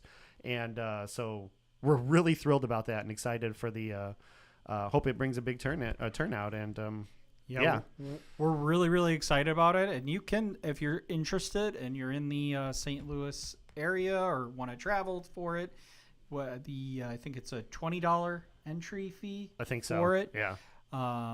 And you can play for 2 cases worth of pricing, and then you have raffle tickets. We'll have a raffle system up for all these other prizes to get. So you don't have to win it to get the D23 promo Mickey. It's going to be any of that, random, yep. Based on kind of a ticketing system that we got. I don't know if that's finalized what it is yet, so I don't want to say what I think it is, but yeah, I'm excited about it. I might play in it. I'm of course not eligible to win any of that stuff. I'm donating some of the stuff myself, so but it'll be good practice for the upcoming set championships, and just excited to see some good Lorcana again. And you guys just absolutely kill it in here every time you cast, and I love watching it back and going through and tagging all the games in the description, and it's just a blast. I know. I really need to start brushing up and getting prepared for some of these Azurite C cards that I am less familiar with, and probably brushing up on some cards that have fallen out of the meta that have come back into the meta as a result of Azurite C. And this will be right before the North American Championships, because the Continentals, because it's the weekend before. Yeah, so come practice here if you're going. Yeah. We know at least one person, 2 people that are going. We do know 2 people that are going to that at least. I'm still a little bit up in the air. I have a flight booked. I think I have nice. lodging reservations. I'm still kind of working on that, but do not yet have a ticket. So Hopefully, as it gets closer, the wait list will drop, and you'll get that opportunity. if not, it's all refundable. I've done that. That's a few good. times. You got a refundable flight. Yeah, I did get a Nice. flight. I didn't even know those existed. Refundable flights. Well, I mean, it's not really refundable. It's one of those Goes back to your- goes back to like you get a credit, Sure. which I'll use at some point. So We got in the chat. Blurp will rise up. I love it. yeah, we didn't unfortunately get a lot of chance to talk about that on our podcast this week, but Brad has a lot of thoughts about Blurple. Yeah, I do. And let's talk about it right now. So I'm kidding. Maybe we'll talk about it a little bit in our holiday episode, but that's going to be a more fun episode than Yeah, Lorcana. yeah. But And- if you're and- watching this and you want to contribute to our holiday episode, jump on our Discord, jump on the comments here or any of our videos and our socials, and ask us a question, holiday related, Lorcana related, non-Lorcana, whatever it is. We're gonna sit around for an hour Yeah. or so and just talk, have and, fun. and we're gonna have a Disney expert on the show. I'd like to think we're all Disney experts. Well, Maybe not as much as my now fiance. I know, right? It's so exciting. Yeah. So congrats to you, my friend. Thank you. Again, it's almost been a week, right? Yeah, tomorrow. Yeah. Tomorrow. Happened at the So Garden Glow last Saturday. Yeah. Almost a week. So you've been officially almost tied down for a week. How's it feel? It doesn't feel any different. Like the next couple days, like, I mean, it's all, giddy. Like we were talking about just plans and stuff yesterday, I think, but the first couple days afterwards, it was just replaying the moment over and over again, and getting I can't believe it, but ultimately, we've been living together and just so happy, and it's just the next step, and we're excited to continue doing that. So Yeah. All right. Well, we're gonna be right back, and hopefully we'll be either back with some more commentary or the final round here. yeah, and if there's time, I'll try to play another pirate deck with Kirsten. Sounds Sounds good. like something exciting just happened out there, but thanks for having me on. Yeah, Thanks. it's fun.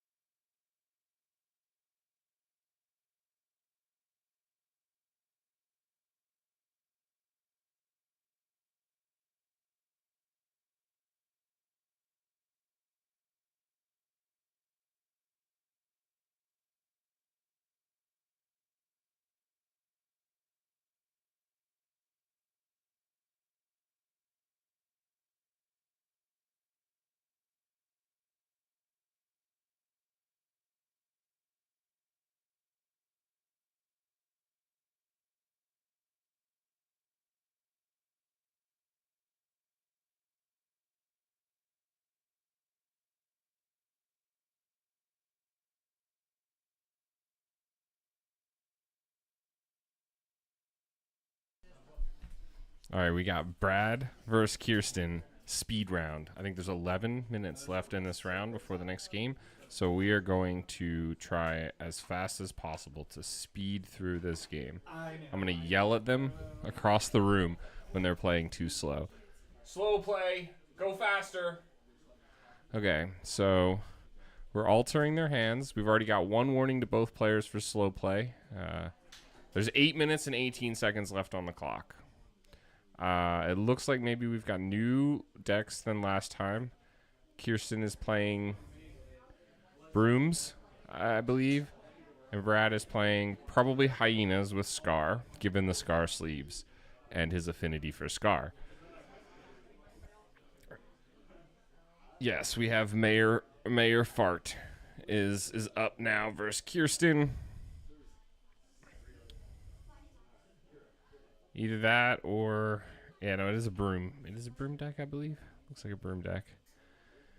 And we see a Be Prepared in Brad's opening hand. Oh, sorry. They might have heard that.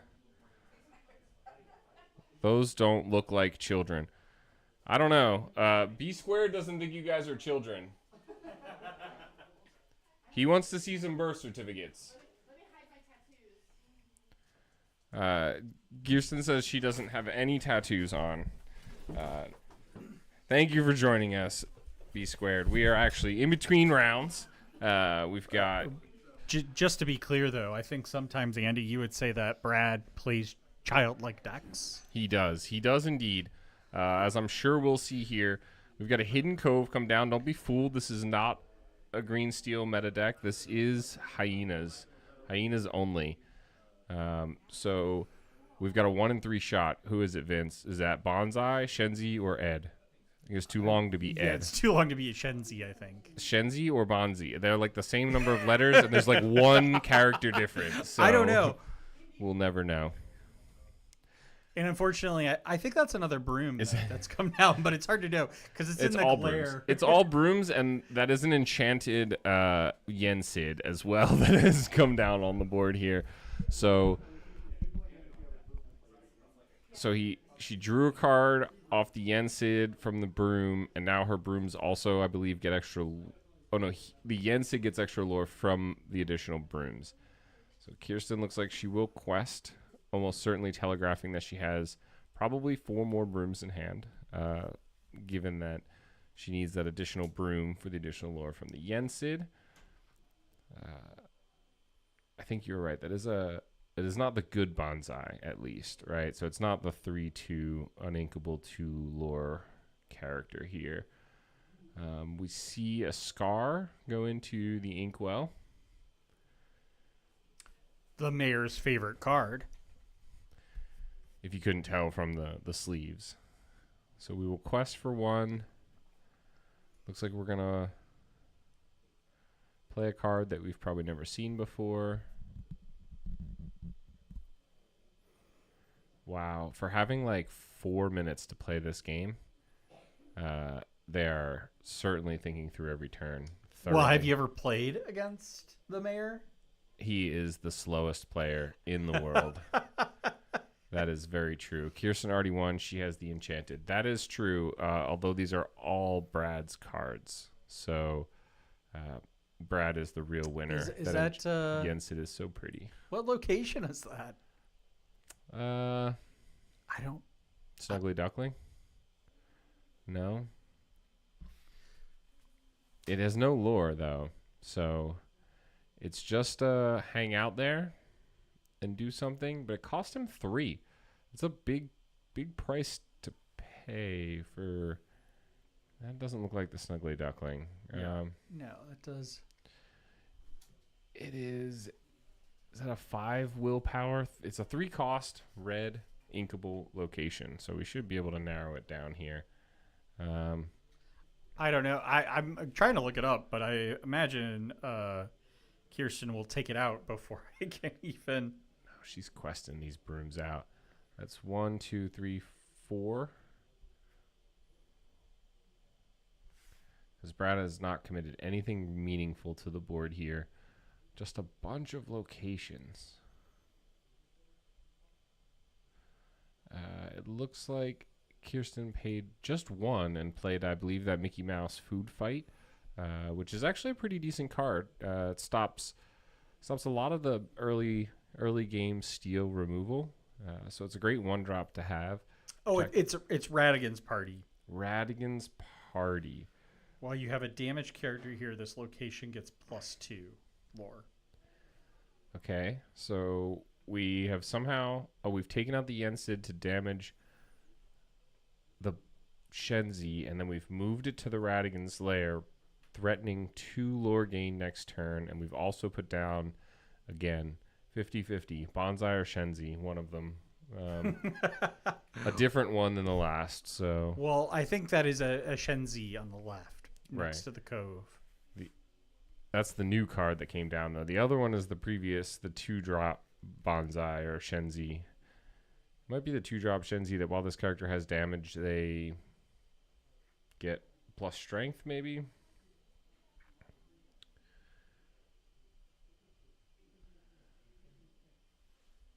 I think we need you had a tablet in here before the last time we were streaming. But I need to get myself a tablet so I can look up these cards. Yeah, look up the cards as we're going. I think wonder if the DLC casters get like a like in their monitor if they have like a dedicated person just like showing them cards. Like if they hear you talk about something, they bring it up so you don't have to search around for it. So there is a Shenzi. That one that there is the 4. That's the 0-6. No, the one that just was banished was a 2-drop because they played that on turn 2. 2-drop. So then the 3-drop they played last turn, the 3-drop Shenzi. Yeah, which is the evasive. That means the other one is a Bonsai. So we see Kirsten trade into that damaged Bonsai to remove that. Yeah, I think it's that this one one. here. So when you play this character, you may exert chosen damage character. So okay. So it's a 2/2 was the important part there. We saw it get taken out by one of the Brooms after it took out the Yensid. We see Kirsten, it looks like, takes out the Bonsai there to remove the threat from Radigan's Party, and then uses the remaining characters, the enchanted hollow foil glare cards on the right of their board to take out the Hidden Cove, it looks like. We all know how dangerous the Hidden Cove can be, probably the one actually playable card in Brad's Hyena deck here, so we want to get it off the board as soon as possible. Whoa. He's not going to watch this later. It's fine. But yeah, so we've got Radigan's Party still on the board for him. No damage character, so he wasn't able to trigger. Kirsten took care of that. And just not a lot of characters on the board. We need to see Brad develop a wider board here if he wants to try and control this game. We see the Scar come down. Ooh. So we do 2 on Bonsai and 2 to take out one of the Brooms. That Bonsai is a 2/3, or the Shenzi is a 2/3, I guess. Okay.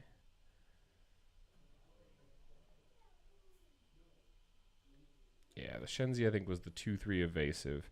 So we were able to use that to put 2 damage on, bring this 3 questing 4/2 Scar out here with the Teeth and Ambitions on a body, if you will, on a stick. So we do see the Sorcerer Mickey. That was one of the glare cards, the D23 Sorcerer Mickey. Where have I seen that card before? Well, this one isn't the D23, but there will be a D23 one. Really? There is. Oh, how could I get one of those if I really wanted to and I was within the vicinity of the St. Louis area? Yeah, it's a really great question. I think there is an event being hosted here at Grape's Games and by Rules of Villainy on January 5th. 5th of January? Yeah. Wow. And they have a D23 Sorcerer Mickey that you can win? That's right. Wow, what an awesome event. I would absolutely love to attend that. Well, you still can. You can register via Melee and on, I think, Grape Games website, and it's $20. Yeah, $20 early registration too. I think it goes up at the door. It's like a concert, if you will. But get that early registration in. I know it's going to be a packed house here. We're going to stream the event, so everyone at home will be able to watch. We've got over $1,500 in prizes here. We've got, I believe, two cases of Azurite C in the pool for the traditional winner, if you will, at the end of the top cut. And then we also have a really awesome raffling system we're doing here where based on your performance throughout the day, you'll get some tickets, which you'll be able to enter into a number of raffles. We have some Mirabelle Enchanted promos. Yeah, so we have some Mirabelles. We have some Dragonfire. I think there's an Ursula. Yeah, in I the heard pool. There's an Ursula being added to the pool. There's also a Mirabelle 1 year playmat. anniversary pin. Oh, yeah, the from Gen Con, right? The It's Gen Con. Yeah, not the Gen exclusive Con, to Gen Con. but the one that came from Gen Con. We've got one of those. We've got a playmat, the Mirabelle non-champion playmat, which I don't have. All of these, you will get tickets based on your performance, and you'll be able to put them into a bin, and we'll raffle them off. So everyone has a shot at winning a lot of these really awesome prizes. And then if you are the very best, like no one ever was, you will be able to walk away with a lot of sealed product and hopefully get that enchanted. Yeah, that's the hope. That's the hope for those players. I'm a little jealous that I won't be able to compete or win. I'm not, honestly. I am very happy that I will be fortunate enough to cast such an event and help produce and put it on. Well, that's because for the past month and a half, you've been able to looking at the pretty card. I do have it at my house. It is on display for me to enjoy, although it will go to a new home on January 5th. Grapes Games in St. Louis. B squared. I don't know if you're out there still watching, but flights to St. Louis aren't too bad. You feel free to come participate in it. We'll also have you guest cast if you'd like. We're big fans of the B squared content sphere, if you will. We are indeed. I apologize. We've lost control of what's going on in this game, but really it's Brooms versus Hyenas. So we weren't going to be able to provide much insight in the first place. Honestly, this is a fun little match here too, though. I think honestly, this is. Did she guess the card properly to get the 3 lore from the Bruno? No, I don't think she did. No. But that would have been amazing. I heard a shout. I didn't know. It does kind of look like Kirsten is in the commanding position here. If I'm not mistaken, it looks like that Scar, the 3 lore 4/2 Scar, had to trade into something last turn or the turn before, which is really not something you ever want to have to do. Because that card is definitely designed to hurt something else on entry and then quest until it trades positively. So yeah, that's right. All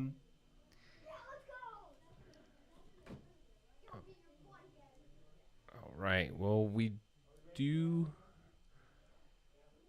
see Brad take control of the board pretty good here. That actually, I may have spoken too soon. Kirsten may be having trouble in this game. Yeah, I mean, one thing I'll say here, though, is that we had the synergy, though, between these decks and these theme decks is really cool and something we don't see a lot in the meta yet, but really being able to build these fun decks, whether they be the Broom deck, which I think was that one that a lot of people talked about every set. We haven't had new Broom in a while, though, haven't we? I honestly think Ravensburger maybe got a little worried that the Broom community was becoming too strong and large, and they were afraid of a Broom coup, if you will, and so they stopped feeding the Broom community these not great brooms, and instead they've given them nothing, Yeah. and it is surprisingly effective. But no, as a lurker of the broom community, I definitely am in favor of more brooms. The more brooms, the more better. Yeah. I do think it was a early front runner in the who's going to be the first like successful tribal deck. Everyone very much thought it was going to be brooms, and But now we've got pirates as well coming up. What's the counter using? So it's an application called Lotus. It's used for the Magic the Gathering folks, but it works really, really well for this, and it just makes it a little bit easier than trying to use the dice setup we've had in the past for trying to figure out. Big fan of the high visibility of it. That makes it kind of optimum. It's got tons of features. This is not a sponsored stream by the Lotus app, but definitely worth a look if you guys are doing some live streaming or just like a simple little app. Yeah, I mean, it's even great just to use at your locals. I mean, the app that's in the Lorcana app is fantastic as well. I think it's gotten a lot better. But this is definitely like a very clear one for video streaming, which is why we use this over the official app. Absolutely. All right. I think we are ready for the next round. Yeah. So I'm going to go out there, make sure everyone's ready to go, get some names and things, and we'll be right back.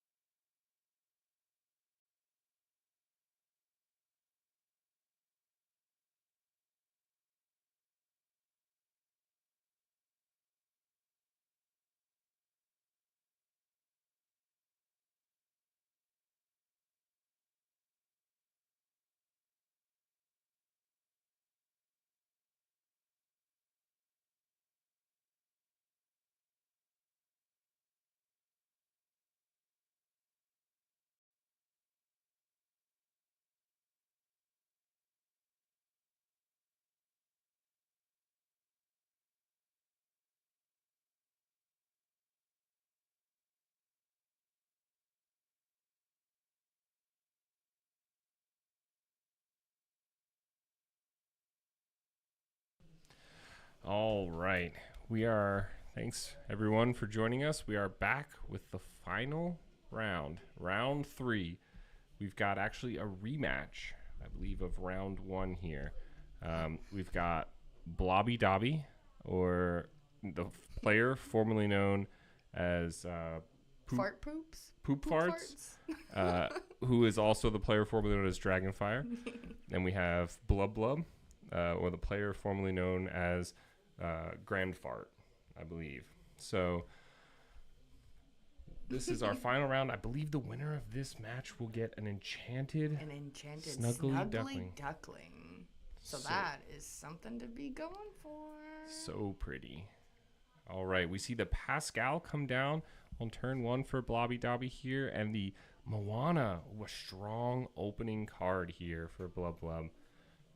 It's only strong if you get another captain out, and then she can actually be strong. Yeah, but it's pretty much a free quest. She It's does gonna be hurt really hard real to take bad out. when you run into her. Yeah, it looks like for example here, this Minnie Mouse that we see come down on turn 2 from Blobby Dobby is a 2/3 that will trade into Moana. However, we're trading down, right? So a 2-cost character is having to trade into the 1-cost character that is the Moana. So that is definitely a favorable trade to have for sure. So we'll see. Is this Radigan's Party? I believe so. And I think, if I remember correctly, it's if a character of yours has damage on it while there, you get 2 lore at the start of your turn. Absolutely. So this was actually something we didn't see in game 1. We talked about it a little, or in the first round when these two played, and we saw this list. There aren't too many locations in this deck, but there are some really strong location synergy cards, like the Fix-It Felix and the Shift Fix-It Felix. And it's funny, the only reason why I know what that Radigan's Party does is because I was just playing Brad against him. Yeah, we did like, see what that. Is that? Took us a little bit to figure that card out. Oh, yeah. Yeah, I was like, I don't know what that is.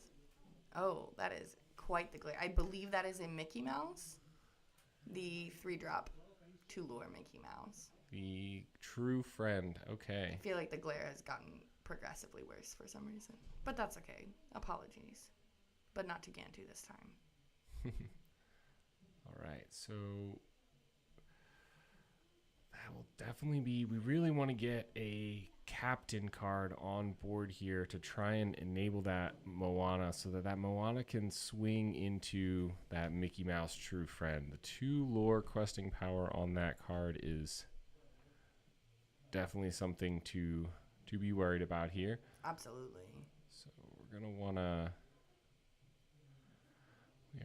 to answer that pretty quickly. Unfortunately, that Radigan's Party, I don't see that coming online anytime soon. We don't have any high willpower characters that can eat some damage and hang out in that location. I mean, but it's still a threat. Once you get a damaged character out there, you just gotta move it over for 1. All right, so we see the Jasmine come down. I think Blobby Dobby is trying to tell us something by writing it on their notepad paper, showing it to the camera. I'm not sure what it says. It might have said "Boo the Mayor." That may or may not have been what I told him to write on the paper and show to the screen, but he was too nice. He said, "That's not nice. I won't do that." All right, so I think we see a Friends on the other side, a Pascal, at least in the hand of Blobby here. Let's see what they decide to do. We also see the eel, one of the eels, Flotsam Jetsam. I believe? Oh, no, I think that's Jetsam. Oh, it's the Rush. It is. Yeah. Okay, and we're trading into the... It doesn't even trade. It only takes 3. I think that should live. Oh, yep, there he goes. He realized it. But the Moana will not. Yeah, the Moana doesn't live. Unless he's debating on if he wants to take that back, I guess. Okay, so I guess he's not trading into the Moana. He's just putting it down on his board. Oh, maybe that is the one that doesn't have Rush. Perhaps that's the 3/3 evasive instead. So maybe they just mistook Flotsam for Jetsam or vice versa. That could be.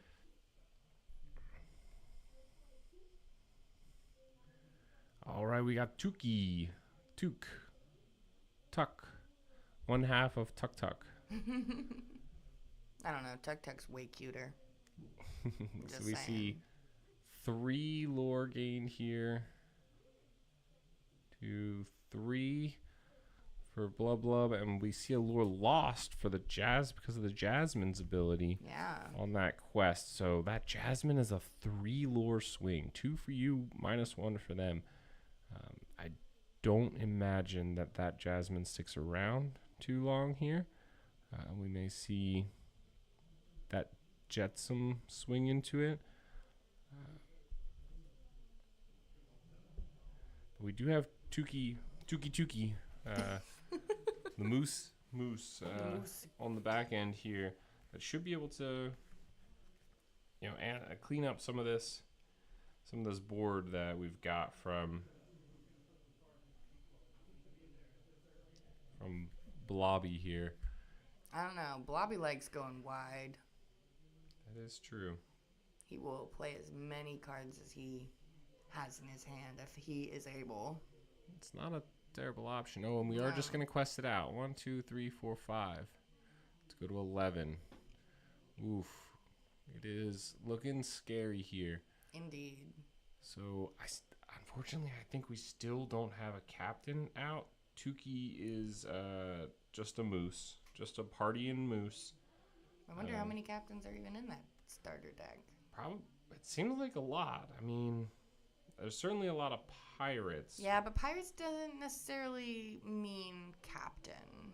Yeah, Wendy there are is quite a captain. A lot of pirates. Not I think a John Silver would be nice to come out. Or we even have the bigger Moana we could shift on, perhaps. The John Silver would be nice to be able to damage yourself and move into that location. Yeah, and swing again. Multiple swings, because we really need to be cleaning up this board. Yeah. Okay, we're moving both into the party house. Okay, all of them into the party house.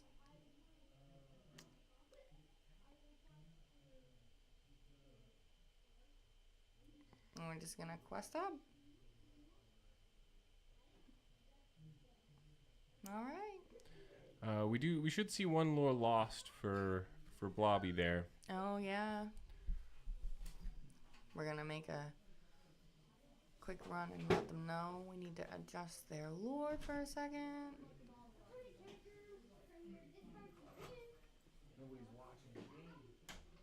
All right. Let's see. Okay, we are inking. I can't read that, but that's okay. There we go. Fix the lore.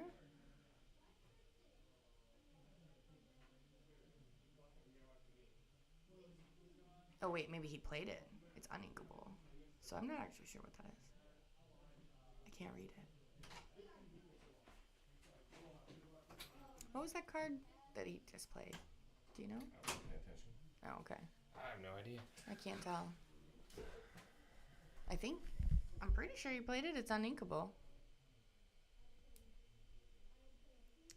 Part of your world? Do we sing part of your world or play part of your world? I think that's what that card is. It brings something back from your discard to your hand. Oh, maybe he did that. I just didn't see what he brought back from his discard. And I'm assuming it wasn't something that he could use the remaining ink for, because he didn't play anything else new that I'm aware of.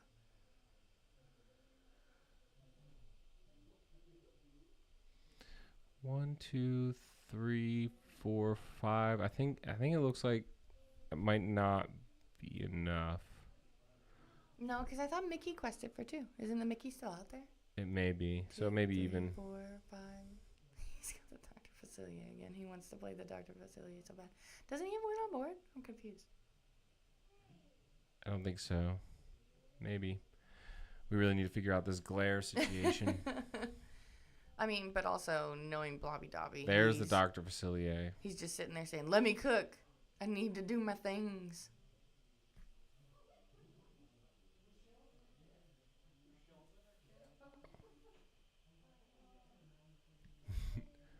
Exactly.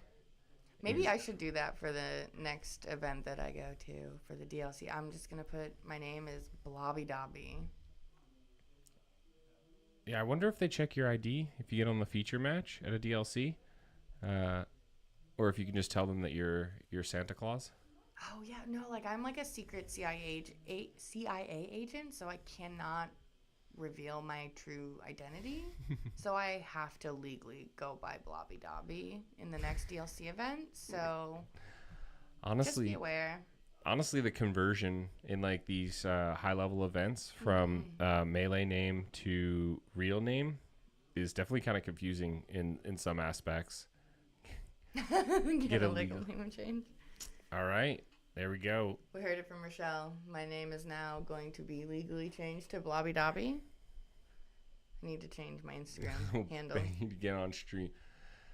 All right, so we found our ticket to getting on a stream match at a DLC, and it is to have the most ridiculous name possible. So we'll be sure to poll all of the children here at this event for what we should legally change our name to, so that we can be guaranteed a stream spot at the next big event. Mm-hmm. Blobby Dobby is certainly in the running. I don't know. I kind of like Blub Blub too. Yeah, I don't think we should rule out Blub Blub. All right, so we are in game 2 here. It does look like Blobby Dobby took the first game. We've got the players doing their altars here. There was a couple of versions of names with fart in it, I believe. I think it was Grand Fart, and then there was Poopy farts. I don't know. One of the two, and then at some point they wanted to switch it. So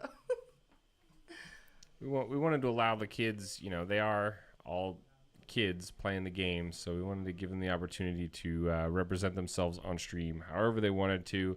They didn't have to use their real name, and so let them have some fun with it. Maybe we should have picked their names for them, but No, this is I like more fun. This is more fun. This is the way to do it. This is how all of them should be. Yeah. Because I don't want to see a Zan up there on the DLC. I want to see a Blobby Dobby or a Blub Blub. So. Absolutely. We should probably do that for our next event, the January 5th event. We should do the same thing. Allow anyone to come up with the names as they want. I think the sad part though is we might come to the realization that we are not as creative as the children. Absolutely. The older you get, the lower your imagination levels become. Insert name here. And yeah, we're all gonna have pretty either really dated meme names or like we're all gonna look like boomers, or we're just not gonna nearly be as creative as some of these children. I don't know. I think mine might be like Captain Fart Pants. We'll go with that. How about Captain Cranky Head? Captain Cranky. All hail. Honestly, Gantu. Fair. All hail. So we see the Michael Darling come down on turn 1, and the Pascal answered on turn 1 for Blobby Dobby here. Can Blub Blub follow up with the Wendy? We saw that in round 1, and that was really quite the line to go Michael and then Wendy.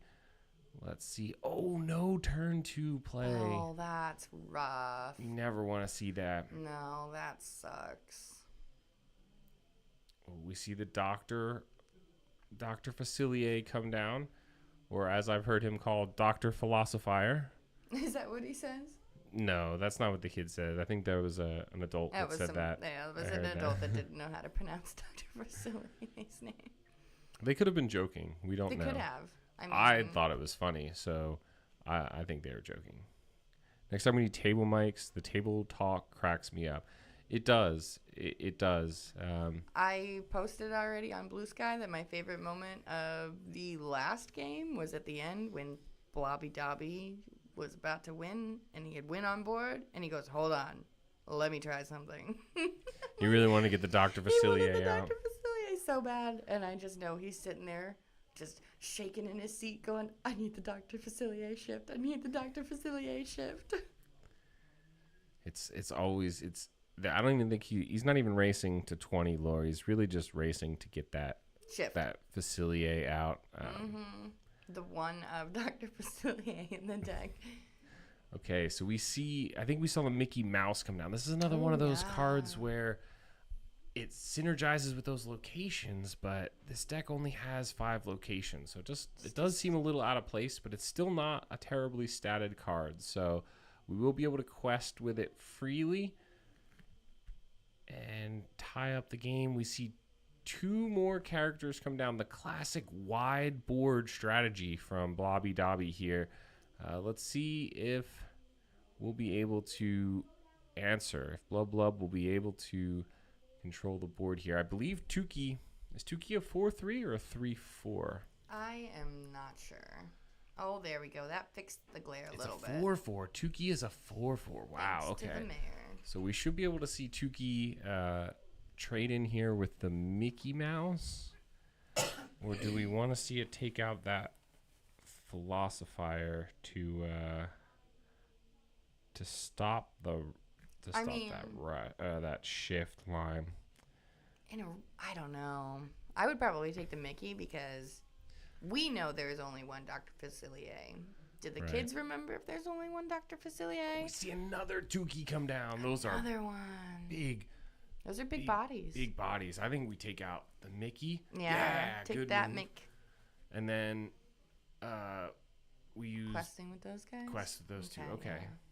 I think that's the good move. That threatens 2 lore versus the 1 you would have taken away if you had sent both of them into the Philosophier. Plus, you'll be able to use both Tukeys to take out 2 characters, the Philosophier for free, and one of the other ones as well. And actually, is that Brooms a 2/2, so we can use the Mickey to trade that as well. So it is looking like Blobby Dobby could have their board wiped here in the next turn. Effectively, almost. We'll still see that pesky Pascal quest and continue to hide in its evasive nature here. But we see that's the Jetsam. That's the evasive one. Sorry, we got those confused last time. So that's the 3/3 evasive, which will be kind of hard to deal with here. So we see it go up to 11. All right. So, unfortunately, there is 2 lore with these evasive characters that are going to essentially persist for Blobby Dobby going forward. We really need to... I don't know if there's any removal in this list that would be able to help out with those.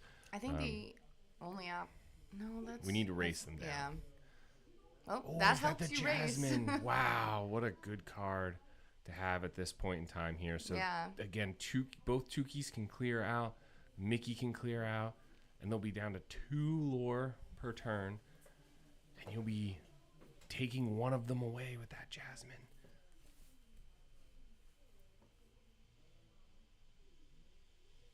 Oh, we see the Tukey's quest instead. Is that a critical mistake here? I think it may have been. It's a bold move, Cotton. 1, 2, 3, 4, 5, 6 to go to 15, and they lose 1, so that's 1, 2, 3, 4, 5. You can tell Blobby Dobby's upset. 16. He's not getting that Dr. Facilier shift. So he'll go to 16 down to 15. Oh, we'll have to trade back. I really think we needed to challenge on that turn there, because whatever the glare card is, I believe it was an Yzma. So it is going to quest for 1, which means 3. It's guaranteed 3 lore next turn because of those evasives. I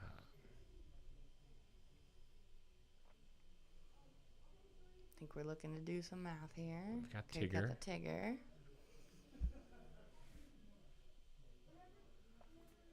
That's nice for the evasives, but you have to have actions, and I don't really remember how many actions are in this. There are 4 actions That and is 3 not songs. enough. And 3 songs, so 7 total. That just does not seem like enough.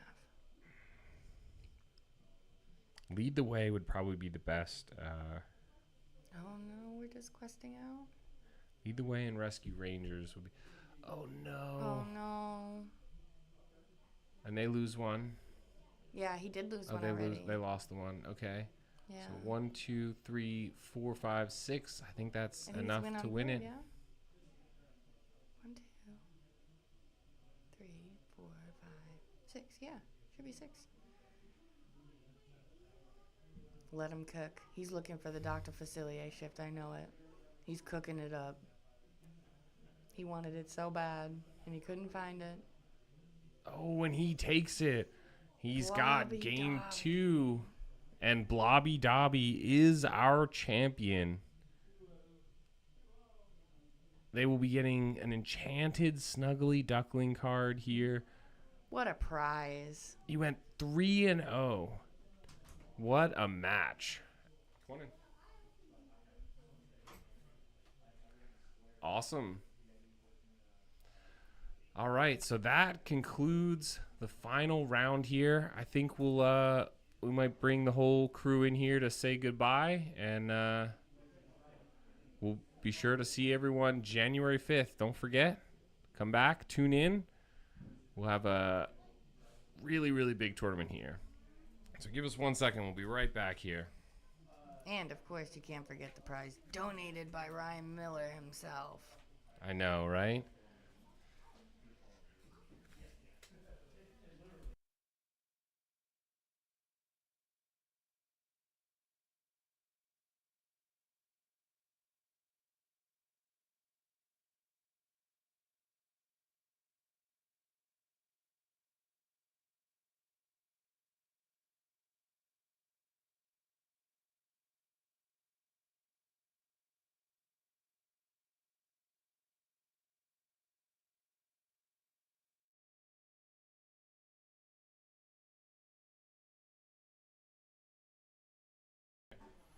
All right. Hey. Come on in.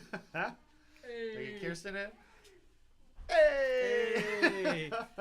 Thanks for joining us here at Grapes Games again and we really appreciate the kids. They did a great job with their great names, from Fart Poops to Blobby Dobby, Blub blub. the Blub Blub. Got a lot of compliments in the chat from it. So take notes to Robinsburger for the DLC's Fart creative. Mayor, apparently. Yeah, Fart Mayor was I think one. That name's sticking with you, friend. Now, don't think that one's going away. I gotta go get my name The legally fart mayor changed. of Lorcana himself, Brad. Yeah, so you heard it here first. Get your name legally changed, and on the DLC, you too can be Blub Blub.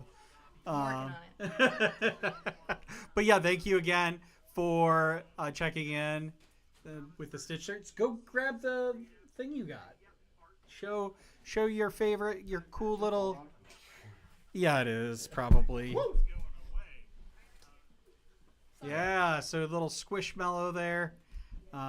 We really appreciate it. Stitch And again, abomination. I think Stitch we've said it so many times, but please do join us on January 5th. We're going to have a whole bunch of folks here, and we're going to do a full stream like we have done in the past. And we really enjoy having it here, having a little fun one. So thank you so much. Rochelle, the fuck bear tends to linger now. Your name forever. Forever. Yeah. See, here's the thing. I gave you Mayor of Lorcana. Now you're going to get Fart Mayor. The fart mayor of Lorcana himself, Brad. All right. Thank you all. Have a great night, and we'll see you on January 5th. And this has been The Rules of Villainy. See ya. Hey.